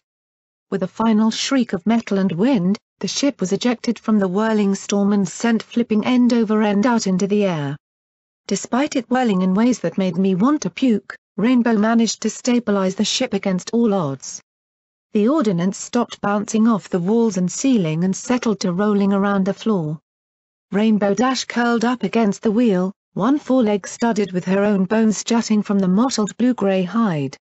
One of the Pegasus's eyes didn't work, and something thick and cold ran down her cheek. The terminal before her showed every section of the Raptor flashing red. Alarms blared on every deck as smoke swirled about her. Only 2 view screens remained active, and in one she could make out the Tempest with a corkscrew-like trail of black smoke running around it. She clenched her eye shut. Come on. Just one more stunt. She hugged the wheel to her chest and pulled back, groaning as the controls fought her, and the Castellanus responded with a slow, juddering motion. The vibration of the ship took on a deeper, more visceral resonation as the ship began to tear itself apart. The Castellanus spiraled up and up, shaking and smoking. The skies dimmed as the wasteland and valley below became a smoke-veiled, bloody eye. In the dim distance, she could see the blue glow of Tom near the sun, and she smiled. Let's show them what a ministry mayor can do. And she lunged forward, and the Castellanus responded. The deep groan was replaced by a growing whine as it started to dive. The pitch increased as the hoof began to rapidly fill the view screen, and she centered the nose on the whirling vortex. Something on the ship exploded, the controls lurching against her broken body, but she kept the wheel locked in a death grip. Flames blew out a control panel beside her, but she didn't take her eye off the tiny glowing mote in the heart of the Tempest. Hold it together, she said as the ordnance shifted back towards the wall behind her, the speed of the dive increasing faster and faster as she battled to keep control. Just a few more seconds. The Castellanus disappeared into the whirling apex of the tornado and dove down the heart. It was impossible to tell if the winds were tearing the propellers and controls away or if they were tearing off under their own power. Then a colossal crunch rang through the Raptor, accompanied by screaming metal. Suddenly the front of the bridge exploded inwards towards her and the hoof-sized glowing talisman embedded itself in the center of the view screen. The diamond talisman seemed to possess a glowing eye that bulged as it stared up at Rainbow Dash and the layer of ordnance pressed to the wall behind her. On the last remaining screen, the ground raced up to meet her. The Ministry Mayor of Awesome grinned at the shrieking talisman and called out, "I call this one the rainbow, you." The pool in my blank's mind exploded in a rainbow-colored flash. She was gone, and in the back of my mind, 6 tiny speechless ponies held each other, a tiny pink pony and yellow Pegasus sobbing against each other while 3 others comforted a tiny, stunned, blue Pegasus. Then said Pegasus cheered how awesome it was, and my brain got awkward. I did my best to shove them all out of my mind. Rainbow Dash had gone out as she'd wanted, helping others, saving Equestria. The only way it could have been better would have been if it had been saving her friends. I smiled in that great, empty void. "Thanks, Rainbow," I murmured. "Going out like that wouldn't be half bad." I needed to know more. Did she kill the Tempest? I sought another mind that could give me some answers and slipped inside. Ow. Ow. Ow.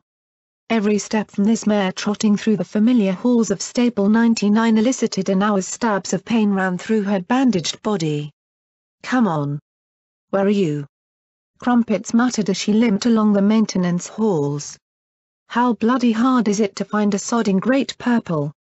She rounded a corner and spotted Psalms sitting at a table in Atmospheric Maintenance 3. In 3 months, Nopany had cleaned up the cards scattered around the table or the IOUs that were spotted with blood from when ponies had sheltered here from the crazy infected ponies. A few months hadn't erased the nightmare of 200 years. "Turkey," she finished weakly. Psalm sat at the table, staring down at the assembled sniper rifle resting on it. Her purple eyes stayed locked on the matte black finish, the enormous scope the size of a hoof. Crumpets sat down outside the door, slumping against the door frame a little. "Bit for your thoughts?" The purple alicorn lifted her head to see Crumpets, then returned her gaze to the weapon. "You should be in bed.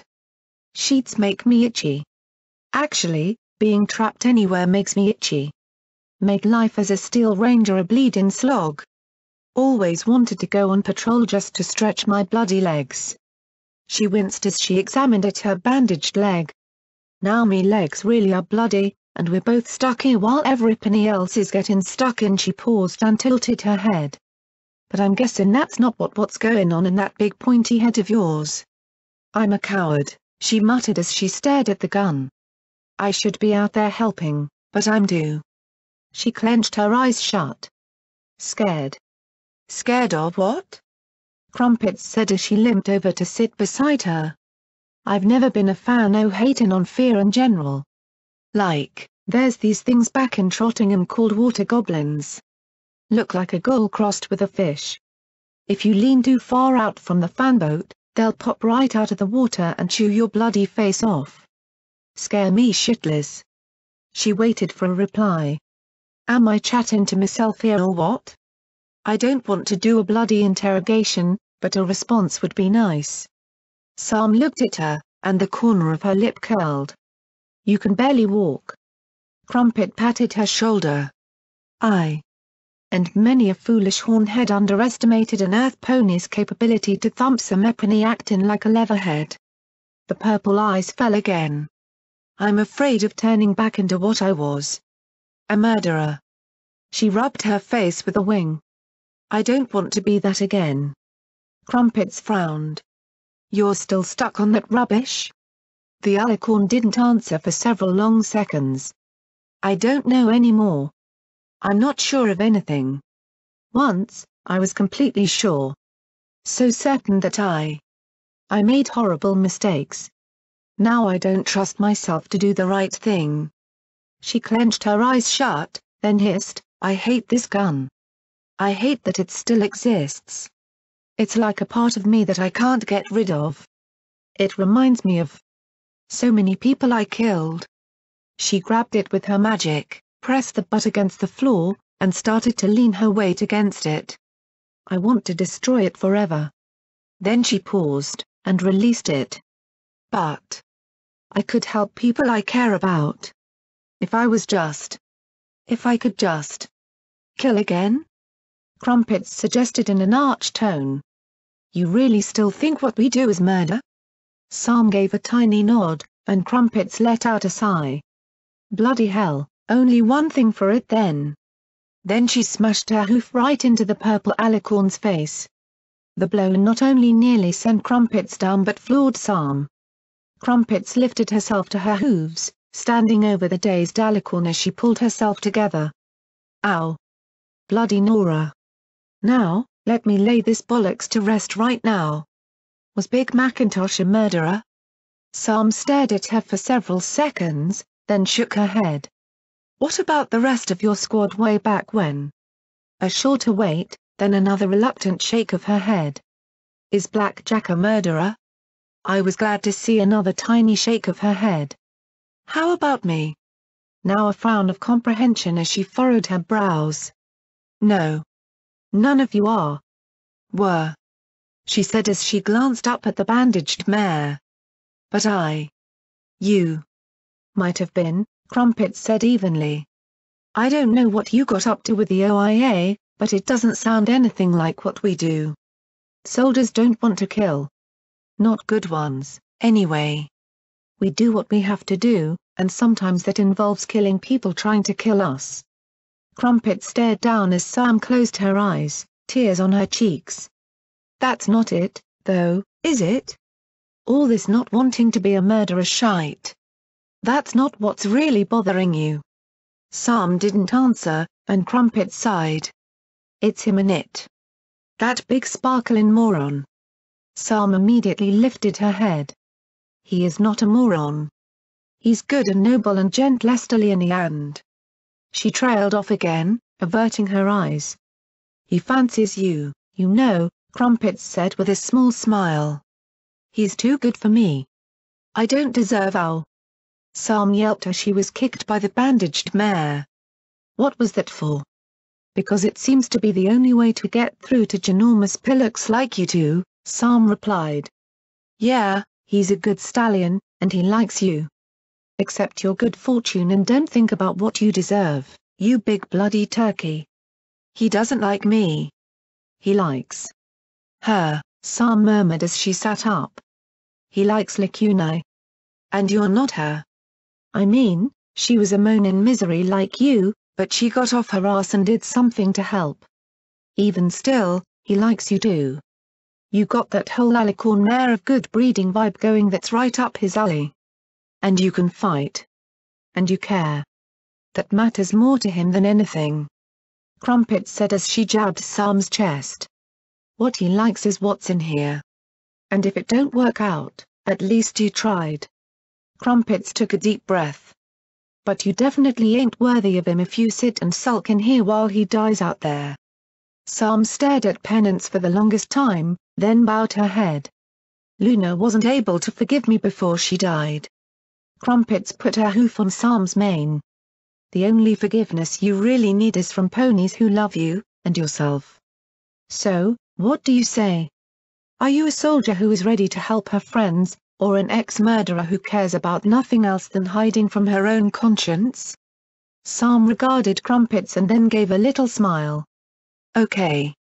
Crumpets grinned. Are you sure? 'Cause I could give you another lump or two. Sam blinked and rapidly shook her head. I really wouldn't mind. Now Sam gave Crumpets a somewhat annoyed glare back. That's the ticket. Now let's get out of here. The alicorn balked. But you're wounded. You need to stay here until they can heal you some more. The next batch of potions should be ready in a day or two. Buck that. If that nurse offers to give me one more oral physical, I'm going to scream. I don't mind the attention, but not in the middle of the medical bay. She said, her cheeks burning. Besides, Rangers don't hang out in medical when there's a fight going on. Where should we go? Sam said. The rally point was Mega Mart, Crumpets replied. Let's go. They should have a healing potion or 5 there too. Shouldn't we get your power armor? No. If we get anywhere near medical, I just know Nurse Sexual Healing will try and give me a sponge bath. With her tongue in front of Everipany. She gave a little shudder. And she wasn't even a stable 99 survivor. I think there's just some kind of perverted aura to this place or something. Sam smiled and pulled Crumpets close, lifted Penance and slipped it under her wing, and then teleported, straight into hell. The roof overhead was mostly gone, with just a thin ring of rooftop along the edges. Steel Rangers and Reapers were perched on it and firing down at the assaulting brood outside.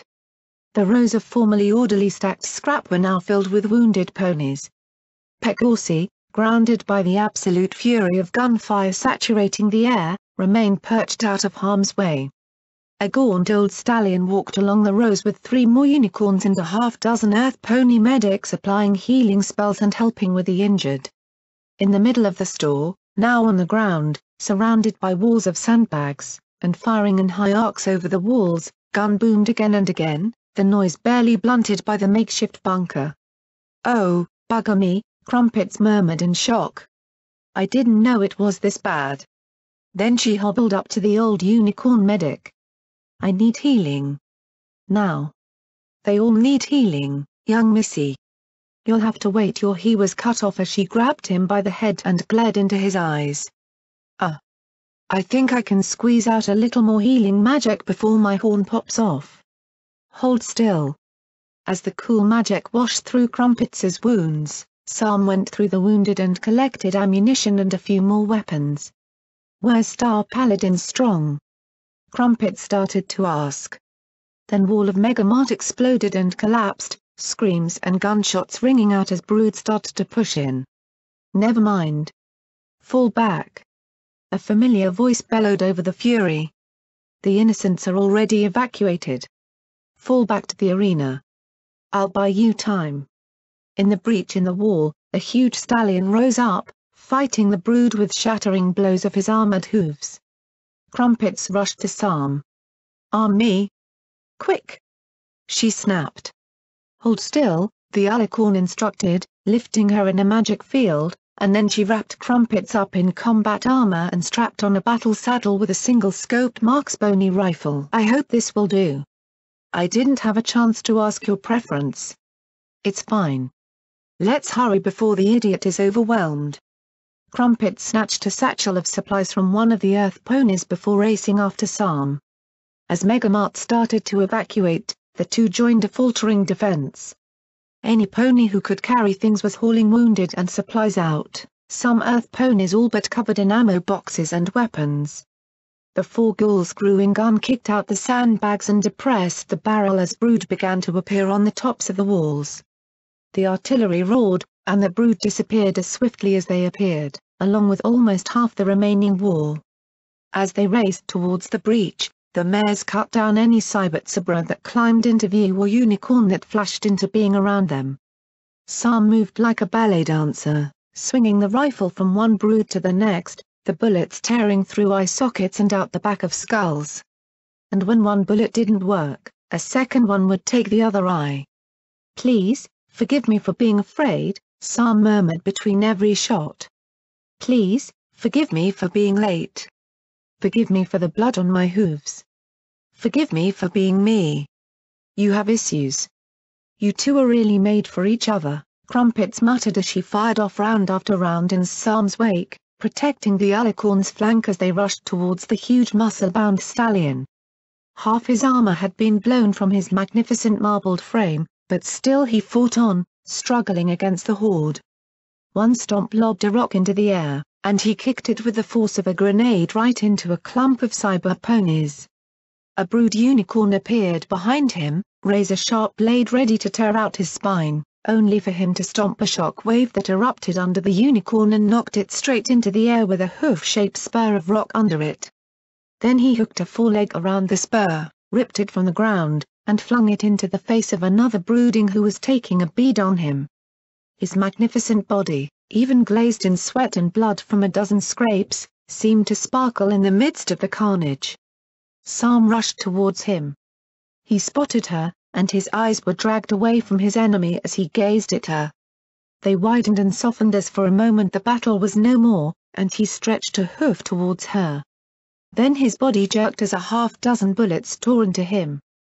Sam stared, frozen in place as he staggered, more rounds biting into him as he reeled back and then crumpled. His magnificent body no longer sparkled as it collapsed atop the mound in the breach. "Damn it! Damn it! Fucking damn it!" Crumpets shouted as she rushed forward with Sam. They reached him, and through the breach they could see dozens, hundreds, perhaps thousands of brood moving towards the evacuating building.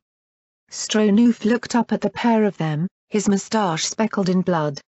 "My love," he murmured over the chaos before he went limp. Sam stared for what felt like an eternity, bullets whipping past them, catching her mane blowing in the wind and snatching feathers from her wings but miraculously missing her body. Then she turned towards the gap and let loose a howl that echoed from one corner of the battlefield to the other. "No!" Penance rose up on her left, and on her right, she lifted a weapon from a fallen defender. She shook the mortar dust off the tool, a few small pebbles that had lodged in it clattering to the ground, and pulled the trigger. The motor whirred for a moment, and then the minigun began to sing. Its tongue of flame reached out and sent a line of burning metal death at the approaching brood while Penance cracked again and again. One unicorn attempted to teleport behind Sam, but she seized the mare, blade and all, and hauled her in front of herself.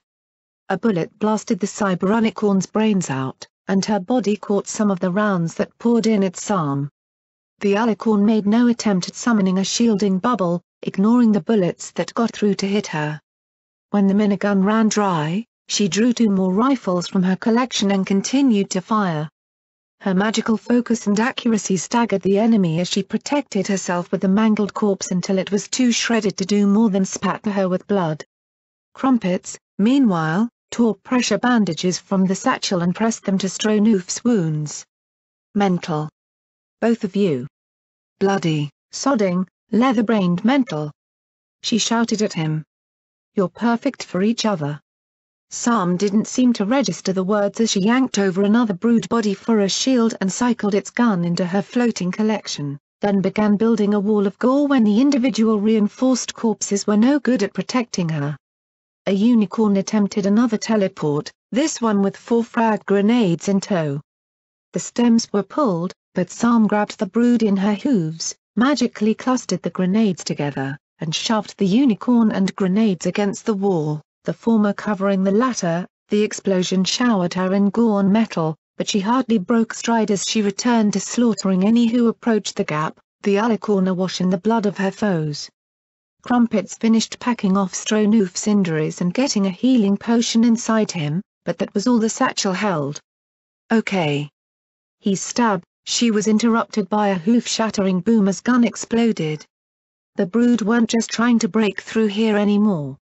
While Sam and Crumpets had been busy, 3 other holes had been blown in Megamart's walls, and they didn't have the alicorn defending them.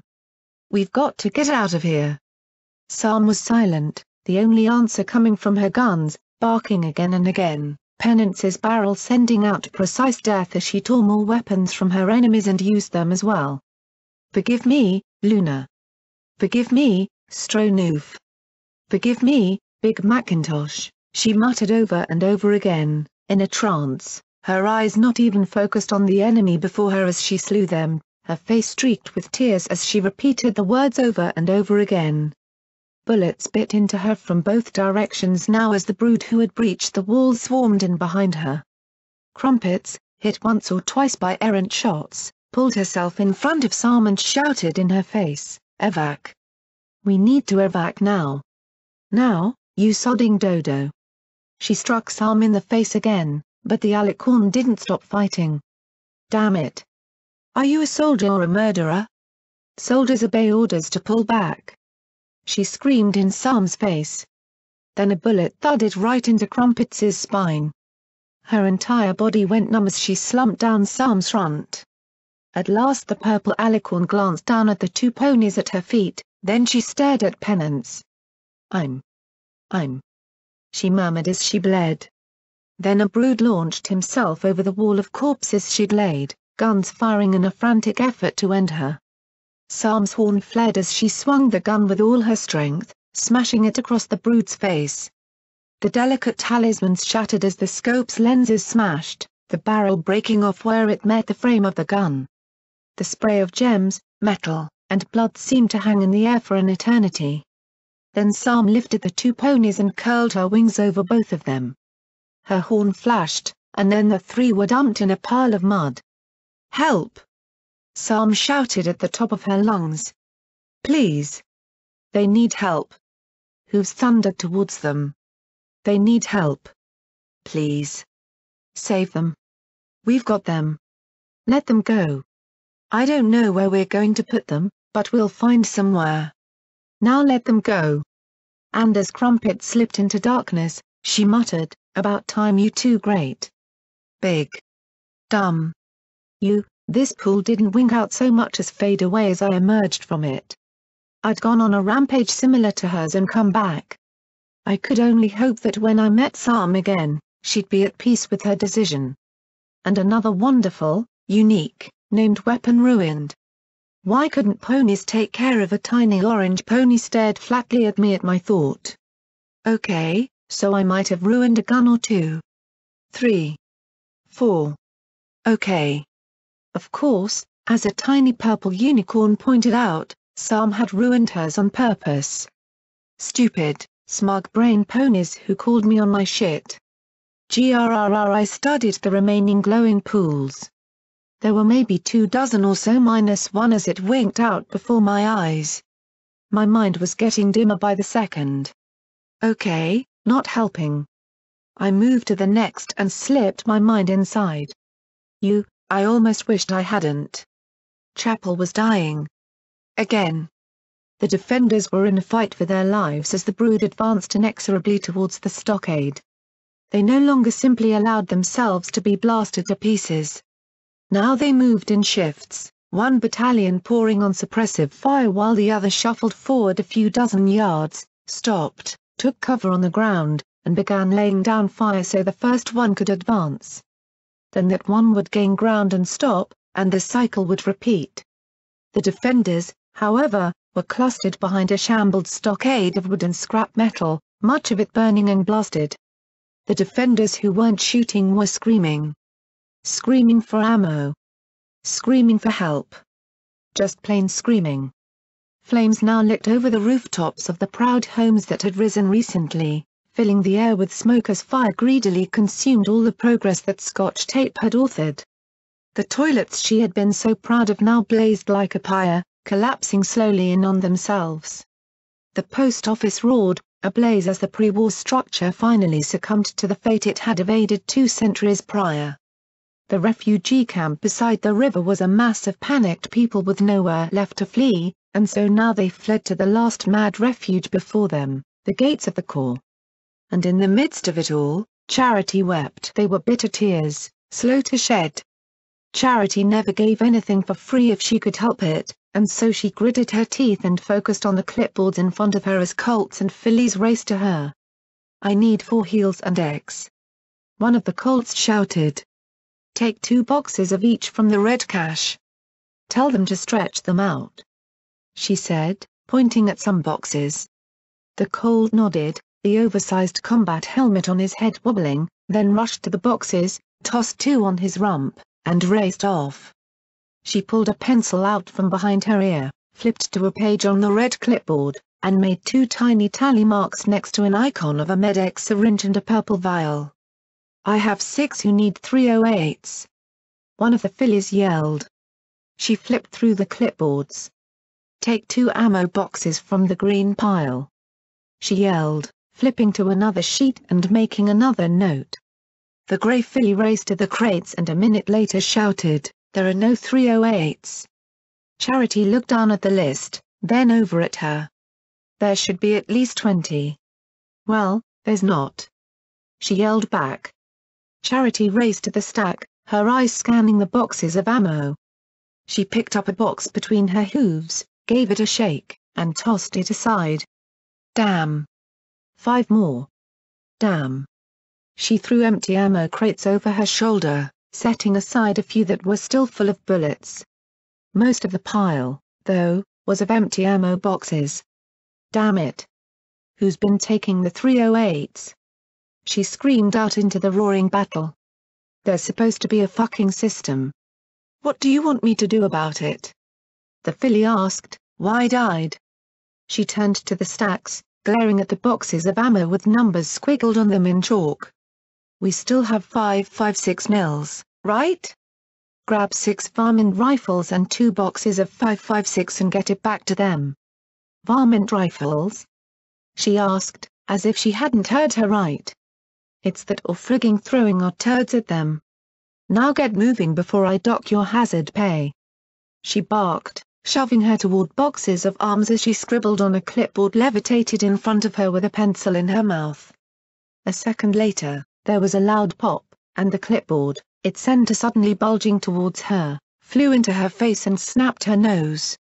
She bit her pencil in half from the blow and fell back, holding her bleeding muzzle with her eyes clenched shut in pain. When she opened them, the boxes of arms and ammunition were splinters, and all that remained of the filly was a bloody lump a few feet away from the crater where they'd been. The other foals who were waiting for supplies had scattered out of sight in the smoke. Charity shook as she sat there, staring at the smoldering hole. Her whole body tingled as if it had been electrocuted. Beside her, the clipboard rested face down, a smoking chunk of shrapnel embedded in its back. As the shock faded, she became aware of other stinging grains embedded in her hide, dripping blood as she struggled to speak. "Stupid. Stupid," she said, her voice tightening, and then she pointed a hoof at the bloody lump. "There's a fine for dying, you moron. You." She sat down, lifting her head as tears streaked down her bloody cheeks, the taste of copper in her mouth. It was coming apart. The defense. Her business. Her home. Her future. She'd been clever. She'd be careful. She'd taken care of her people. Invested in infrastructure. Was planning on diversifying with the increased trade. In 5 years, she'd buy out the finders completely. In 20, she'd be setting up armed stops where wastelanders could buy arms, food, medicine, and a safe place to rest. I was supposed to be a damned success. She shouted, then coughed and choked on the blood. Then she was slammed on her face as a stallion trampled her. He started grabbing ammo boxes and stuffing them into his saddlebags. "Hey! What the fuck do you think you're?" she started to shout before he kicked her in the face, flooring her. As she lay on her side, clutching her face, he rushed off, but he wasn't the last. More ponies were grabbing what remained in the stores and running off. "What are you doing?" she asked thickly as she grabbed at the adults, taking everything they could, only to be shoved away again and again. She drew her 5.56 pistol, but before she could fire, there was another blow to her head, and then someone bit down on her gun and snatched it away too. "Stop, charge her," she muttered weakly as she turned and looked at the stockade. But the stockade seemed barely defended at all anymore. With all the obscuring smoke in the air, it appeared only a few dozen foals remained, firing what they could and scrounging for ammo among the fallen, coming to each other for aid. "Oh dear," croaked a voice as the dry, taut teal Pegasus Gore trotted to her. "This won't do at all. I should call the Royal Guard. Beating up a filly. Have they no shame?" Harpoon drew out a discolored teal handkerchief and began to clean Charity's muzzle. There. Once you're cleaned up, we'll see Master Vanity. He's quite nice and will see to it your parents are notified." Charity glared up at her, tears now trickling from her eyes. Then she gritted her teeth, hissing as she suppressed the urge to snap at the poor deluded ghoul. Behind the teal ghoul, Charity could see ponies streaming over the bridge and into the core, racing for the only protection that remained. Then she bowed her head. "You should take your kids up to the mountains, Miss Harpoon. Show them the reservoir. I'm sure they'd enjoy it." "Oh, I couldn't do that, darling. You need help," she said as her filmy eyes turned towards the advancing brood. "You know, I think those fellows are up to no good." Someone really should tell them to behave. Please, Miss Harpiker. Go. I'm sure the guard will be here soon. I bow your foes probably would love a little trip to the lake, after being cooped up for so long, Charity said with a crooked smile. Well, if you're sure. She stomped her hoof. Children. Chill. Children. She turned back, her eyes focused on Charity, and a look of growing horror covered her face. Oh, no. This is the real one, isn't it? I'm so worried. I just wooded. Rue should go. Priest. Charity bowed her head and wept. No church. Just go. Shhhh. She kissed Charity's brow with leathery lips. It's all right. She straightened and frowned at where children fought for their home. I wish this was that other place. She turned and started towards the stockade. What you gonna do? Charity asked thickly. What I've always done. What Master Vanity told me to do, she said softly, barely audible over the crackling flames and gunshots. Take care of little ponies. Harpiker launched herself into the air, winging her way towards the soldiers. Do. Charity muttered, watching her and then starting to stagger after her. The filly coughed and snorted the sticky blood from her nostrils. No. She ran faster, through the wisps of smoke that choked and burned her eyes, tears streaking the soot and blood. No. She cried out as she raced towards the stockade, following the Pegasus pony trailing teal feathers that glimmered in the air before they were eaten by the hungry flames. No. No no no no. She screamed as she ran up the ramp to the top of the stockade, where dozens of young ponies stood firing at the approaching brood alongside a few dozen adults who hadn't fled. Apparently some of the adults had stuck around after all. No. She yelled as she lunged after the gull, stretching a hoof out to her. I can't afford your life. The mare paused and looked down at her with a gentle smile. Go, she said, and then she flew out towards the brood. Harpiker wasn't Rainbow Dash. She didn't streak like a blue thunderbolt, tearing apart brood with her bare hooves, but inexplicably the brood stopped firing, as one they tracked the lone, emaciated, desiccated mare, as if trying to figure out precisely what she was doing as she flew over them. Charity? Asked a gull colt serving as a bipod for a living coal gunner. What is Miss Harpiker doing? Trying to buy us time so we don't all die on this wall, Charity replied, gritting her teeth. Lucky, one of the mares murmured, a broken heart pendant dangling from her rifle. You should get going. Let us buy your lives with our own. The blood-red mare seemed positively pleased at that idea. What have I told you about that, Rip-Roo? Another god Pegasus rasped. She was a sickly chartreuse with a flimsy blue and red mane and tail that were only bits of stubble. We die when we die. We don't rush to it. She gazed at the stockade, then back at the door mare. What do you think? Can we fight here? Maybe for 5 minutes.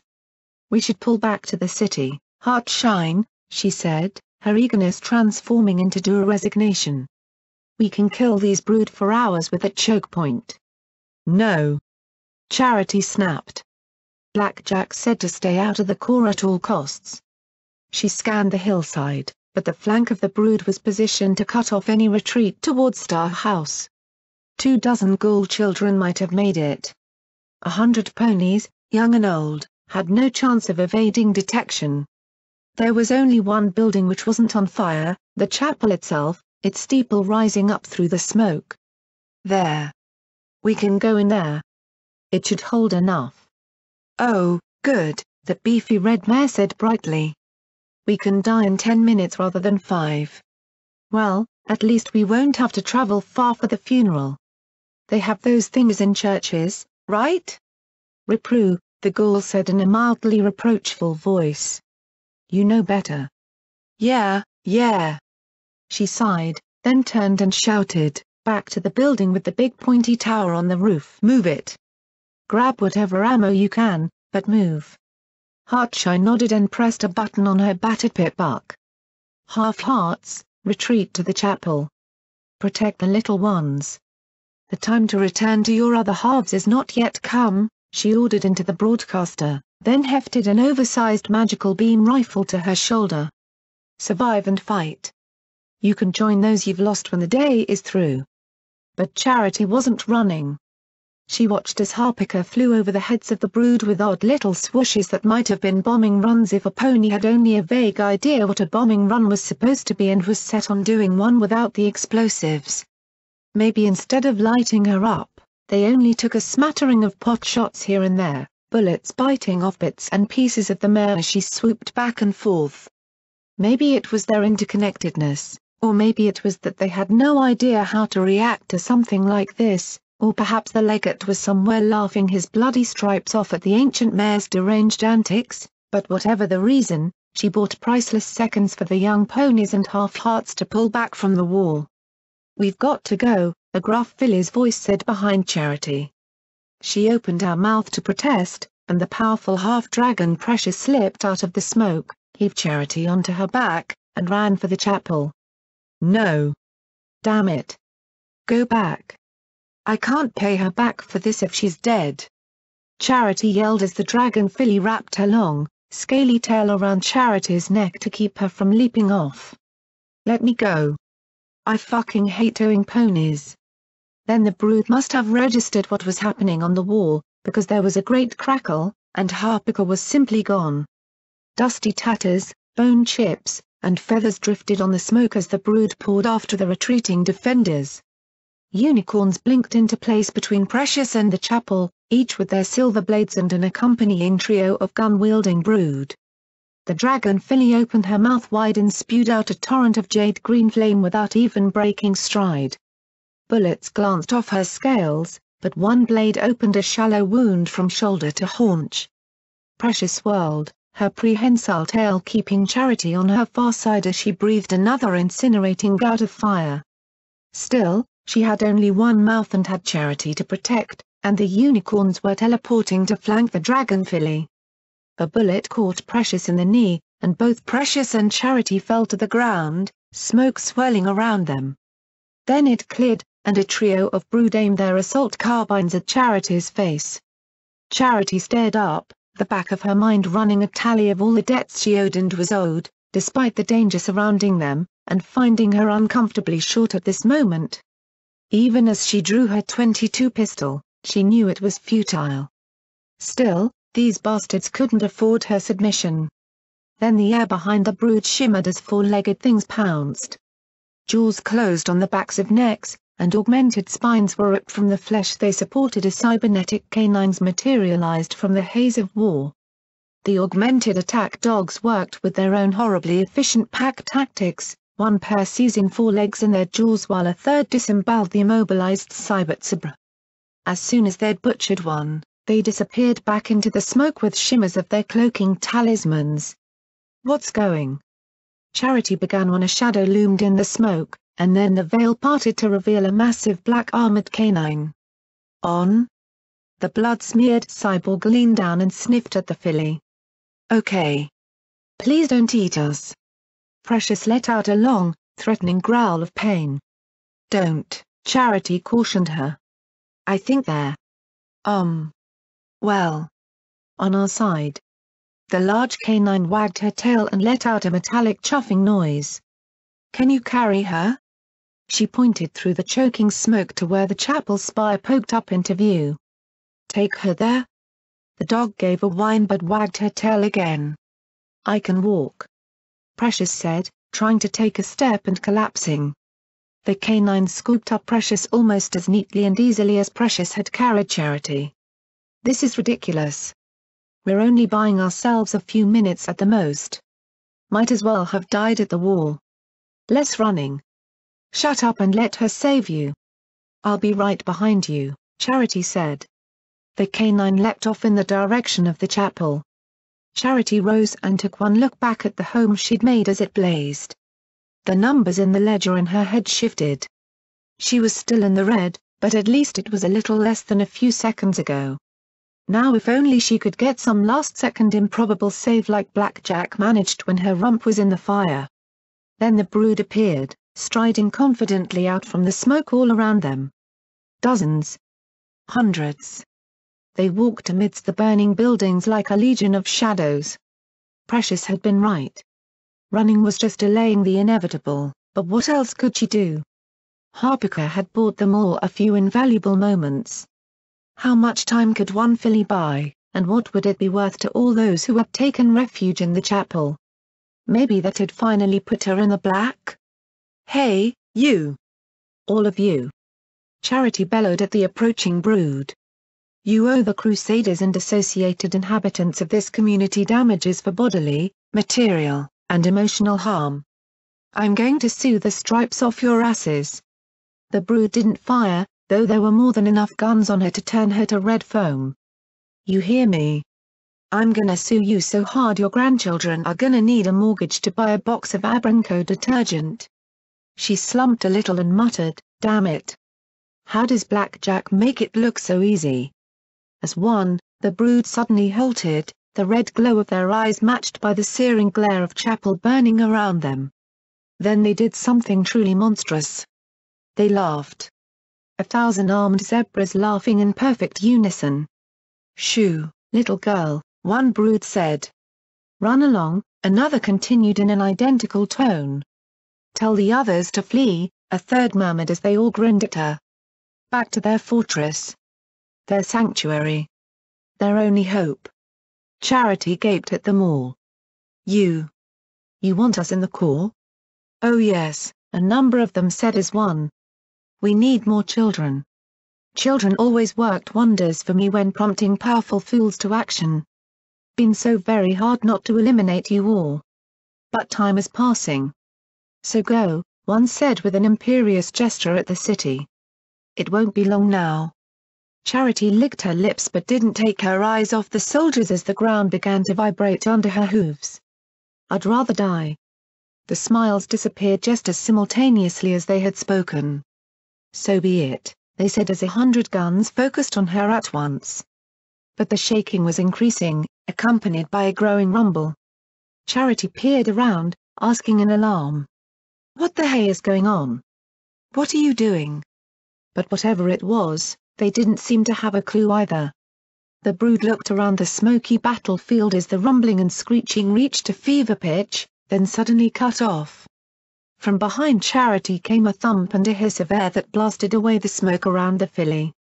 Suddenly the guns weren't on her but on something else. Something big. And from the gaping expression on their faces, something unpleasant. She turned, expecting to see a giant dragon or something. What she beheld was a word written in bright red paint, Mega Deus. The immense black and white tank had clearly been battered something terrible, with numerous holes punched in the armor. Had something taken out his repair talisman with a lucky shot? She took one look at the cannons and machine gun turrets pointing over her and hit the dirt, clutching her hooves over her ears. Then Deus roared. The cannons made entire ranks of brood simply vanish in a cloud of metal, bone, and blood. The machine guns tore into the assembled cybertzebras like great, immense scythes. The brood tried to scatter, but whatever cover remained was on fire, and Deus wasn't about to let them get away. While the brood around them flew apart into red mist, a small hatch in the bottom popped open, and the speakers cracked and boomed, "Cunt cunt." Charity wasted no time, pulling herself into the war machine. Smoke swirled inside the cabin, but not as bad as outside. The cable-like spinal column and braincase sat inside the jar. As soon as she was inside, the hatch swung closed and the tank lurched forward. "Yeah. Get them," she said as she pulled herself into the driver's seat and strapped in, looking out through a tiny armored slit at the scrambling cybertzebras. And Deus did what he did best. The tank let out a booming cunt. And the mayhem was squared. The turret above her worked as it automatically loaded shell after shell. Sprays of shrapnel transformed the brood into great bloody gobs as the tank lunged forward. Some tried to respond with missiles, but Deus either poured on the fire at the launchers or raced in the smoke and out of view. Still, the vehicle definitely lurched with occasional impacts from grenades. "Take this, you motherless stripe fuckers!" Charity shouted. I bet you wish you'd settled your debts now, don't you? She yelled as they ripped through the Brood battalions like a thrashing, grinding wrecking ball. They moved in a crescent back and forth around the chapel, the tank never letting the Brood swing around and attack the structure directly. From the rooftops, the half-hearts added their own help, the riflepanes picking off every attacker they could when the smoke from the burning structures cleared enough to give clear shots. A Brood loaded head-to-hoof and explosives dropped 24 feet from the tank before he could make his suicide attack, felled by a half-heart's bullet. Suddenly something struck Deus hard enough to make the tank rock, and he rang like a bell as he lurched hard to the side. Charity's straps yanked harder. She was jerked around inside like a rag doll, her ears ringing. What was? Oh, she said as she stared through the thinning smoke. At 3 more tanks. Their turrets flashed, but Deus was already in motion. In reverse. A second later, the ground in front of him erupted.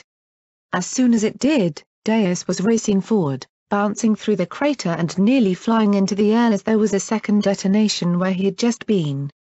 The 3 were sweeping in, and Deus now ignored the Brood infantry as he raced in the burning wreckage of Chapel.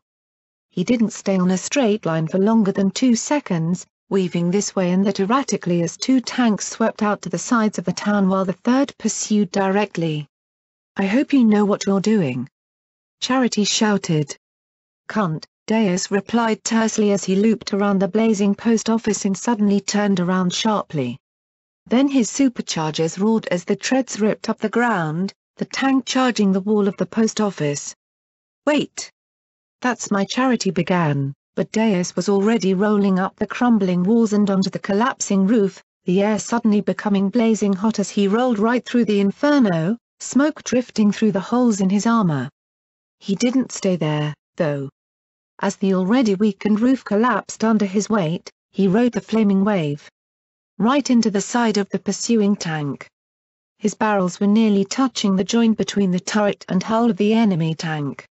His cannons boomed, and Deus was thrown back into the rubble of the post office as the tank exploded into flame, turret flipping end over end into the air. As the air in the cabin became unbearably hot, he tore off the blazing ruin and past the burning hulk. Through a tiny, grainy monitor, Charity could see a cloak of soot and embers being drawn along behind him. Yeah!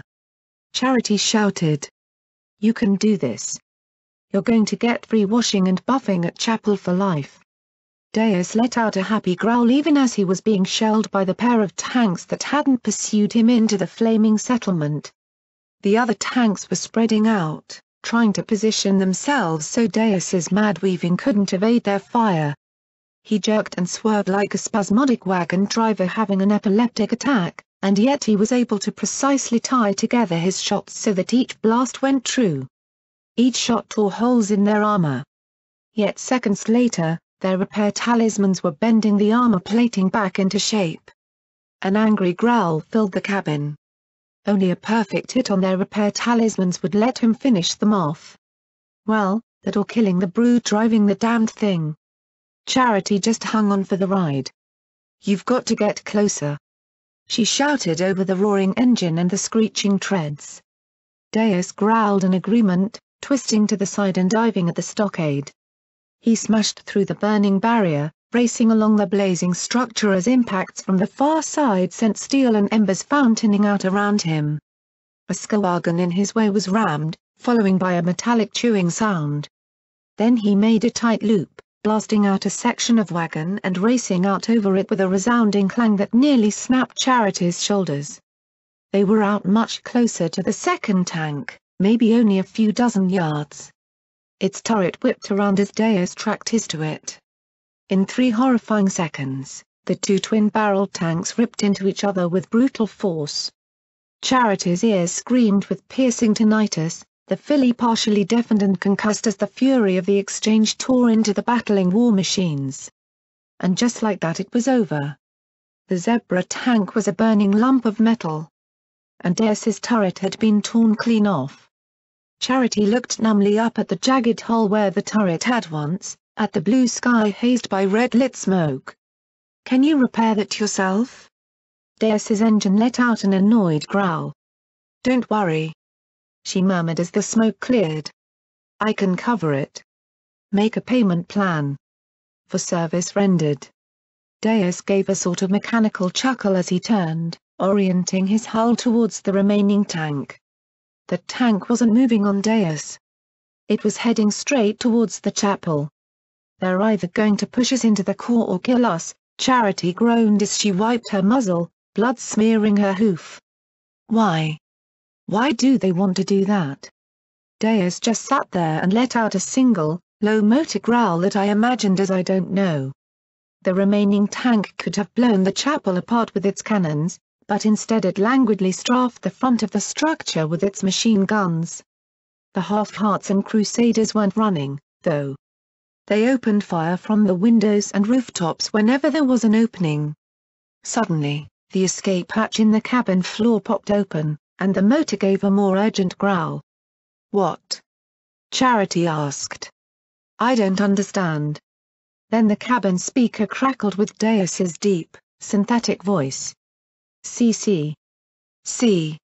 Go. It sounded as if he was tearing off one of his own limbs just to say that simple word. Go. One of those last impacts must have knocked his speech center back into place. You're going to ram it and self-destruct, aren't you? Charity asked. It's too close to the chapel. Go. Deus rasped in his deep, pained voice. I see. I will. Take. Can't. Of. It.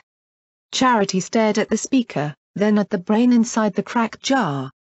The brain case lay slumped against the side of the container, knocked loose in that last exchange.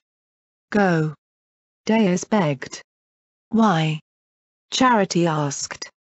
We're all going to die anyway, she whimpered.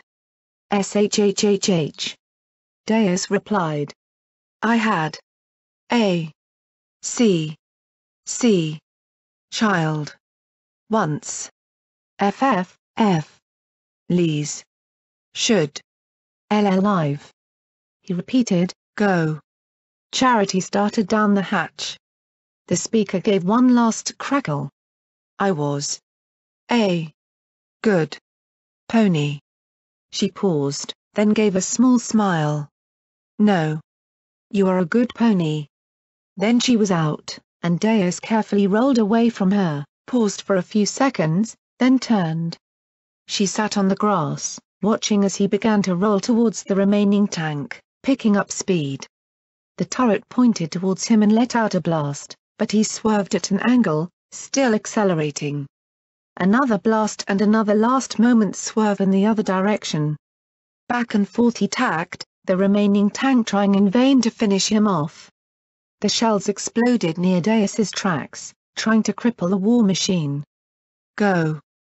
Charity murmured. Go. Go. She called out, as if her cries could speed the smoking hull of the Reaper on. A shell hit him head-on, and Deus staggered as his front armor indented, cracked, and flew off, but he could not be stopped. With a resounding clang, he rammed the side of the tank as it started to pull away. The cannons now extended too far over the rear of Deus to hit the smoking tank directly, and the enemy tank was titled up on one tread by the force of the impact. But Deus didn't stop. He kept pushing. The tank's treads flailed back and forth as it struggled to break itself free, sparks flying where metal scraped on metal. The tread on the ground slipped and sprayed clods of earth as it was shoved along, foot by foot. Yard by yard. Towards the river. Charity raced down the hill after them, passing by the chapel as the occupants of the bullet-riddled structure spilled out. The filly stared as the tank struggled down the steep, muddy bank. The Brood tank's cannons fired wildly, spraying both with mud like thick clumps of gore. As the tank's tread reached the swelling waters, though, a unicorn appeared atop it with an anti-machine rifle aimed down into Deus. There was a resounding bang. The Brood unicorn's head exploded. Ripru lowered her smoking Mark's bony rifle with a nod. Then they were in the river, and the current caught them. For one moment, the Brood tank almost seemed to float, but then Deus gave it one last push and turned it over. Treads sprayed water in the air for several seconds as it floated away, but then, with an eruption of bubbles, it abruptly disappeared into the stream. Charity stared at Deus, half submerged, her eyes round as she held her breath. "Come back," she whispered ever so softly. But he didn't. He slipped into the churning waters of the river. There was a brief spray of resistance as he blocked the course, and then was also lost from view. And so passed Doof the Marauder. From the battlefield, the Brood were rising and reforming ranks, but the survivors of Chapel had had enough. The half-hearts and foals charged the survivors. Cyberdogs tore into the Brood ranks, and a bandaged and very pissed-off Precious blasted the Cyberzebras with emerald fire. The half-hearts ripped into any Brood unicorn who appeared and cut down clumps of enemies. The colts and fillies who had made Chapel their home for so long rallied as well. They may have been children, but that didn't stop them from using whatever weapons they could to tear the Brood apart before they could organize and consolidate their forces. In a bloody 15 minutes of frantic fighting, it was over. The hillside was littered with corpses. Nothing remained of Chapel save burning rubble and the eponymous bullet-ridden building. The Brood, at least here, were gone. The survivors looked at each other for a moment. Then a musical note rang out, the deep and soulful melody of a contrabass. Adagio and allegro worked the music as the tiny purple sonata began to sing. Sweet Celestia, full of grace. Help us find our rightful place. Help us grow up big and strong. Laughing and singing all day long. As the fillies and colts sang, the adults joined in, awkwardly mumbling lyrics they didn't quite know but not Charity. She walked towards the smoldering remains of the town and found one of her clipboards. She scrutinized the precise little numbers in red and black and shook.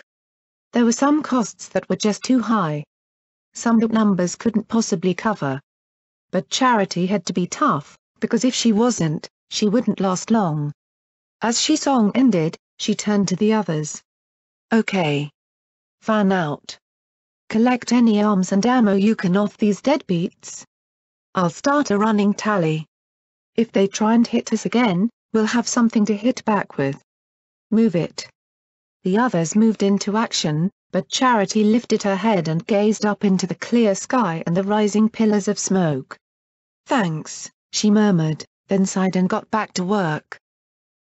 I let out a mental sigh of relief. Chapel was alive. Well. Okay. It had needed a whole ton of repairs. But Charity and the Crusaders were alive, along with the half-hearts. I wondered where the cyberdogs had come from.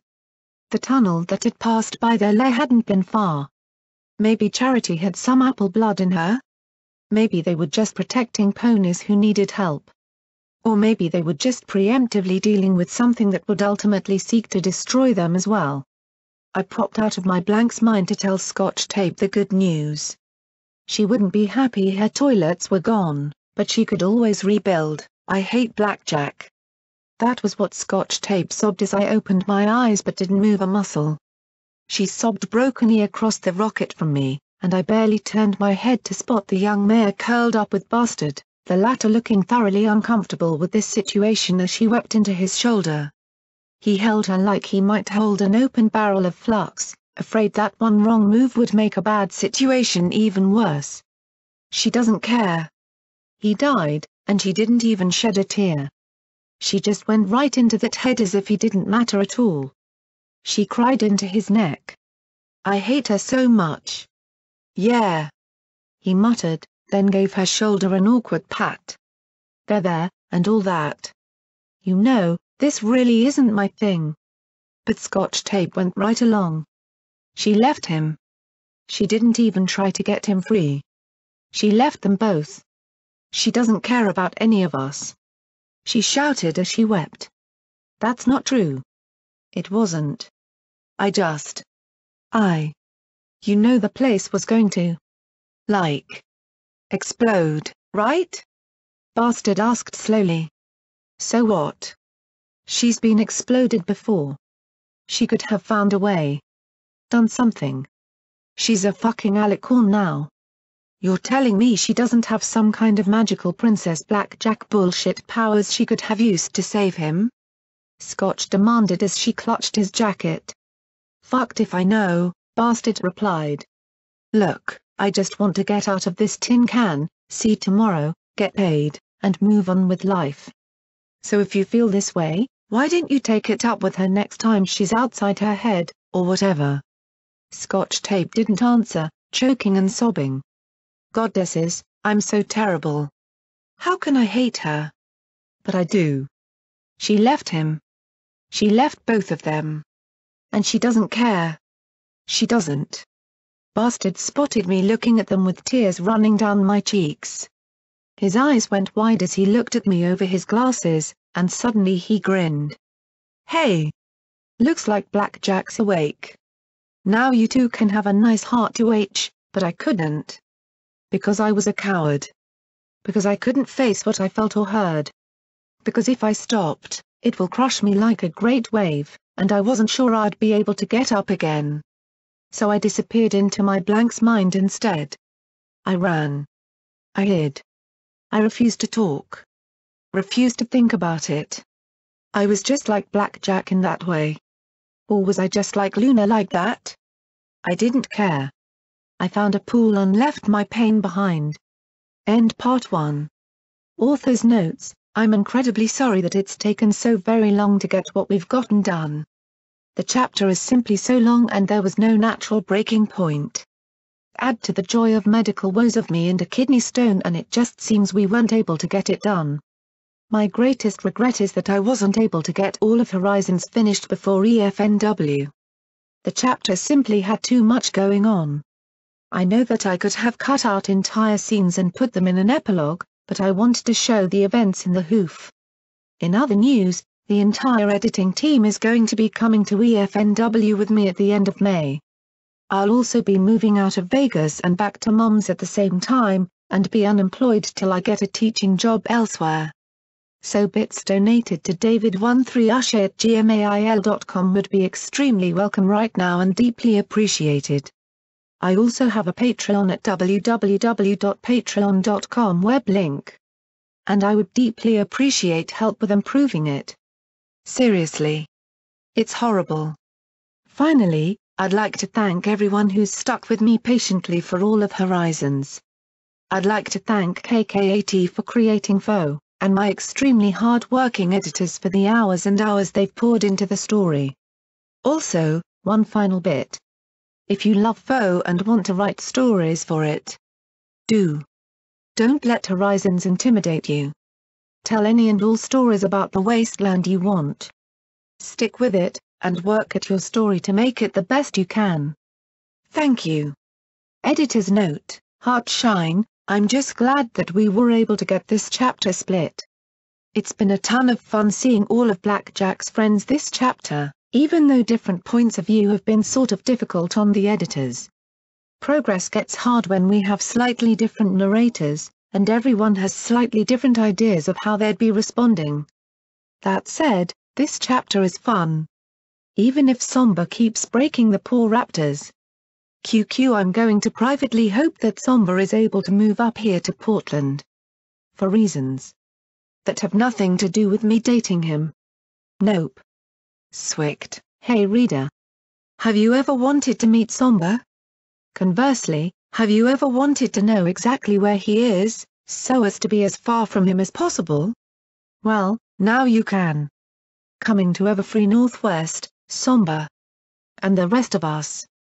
But mostly Somber. He'll even be on a panel, yes, they gave him a guest pass, so he's even all official and junk. Ask questions. Demand answers. Whatever, really.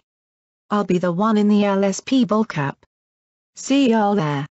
Hines, by the way, the ESSA-1 doesn't actually have artificial gravity. It's just flying a full brachistoclone trajectory, and Blackjack is out of it during the turnover. Bronode, my head's full of metal cubes. That is all. And my thoughts now need to be refined with a belt sander.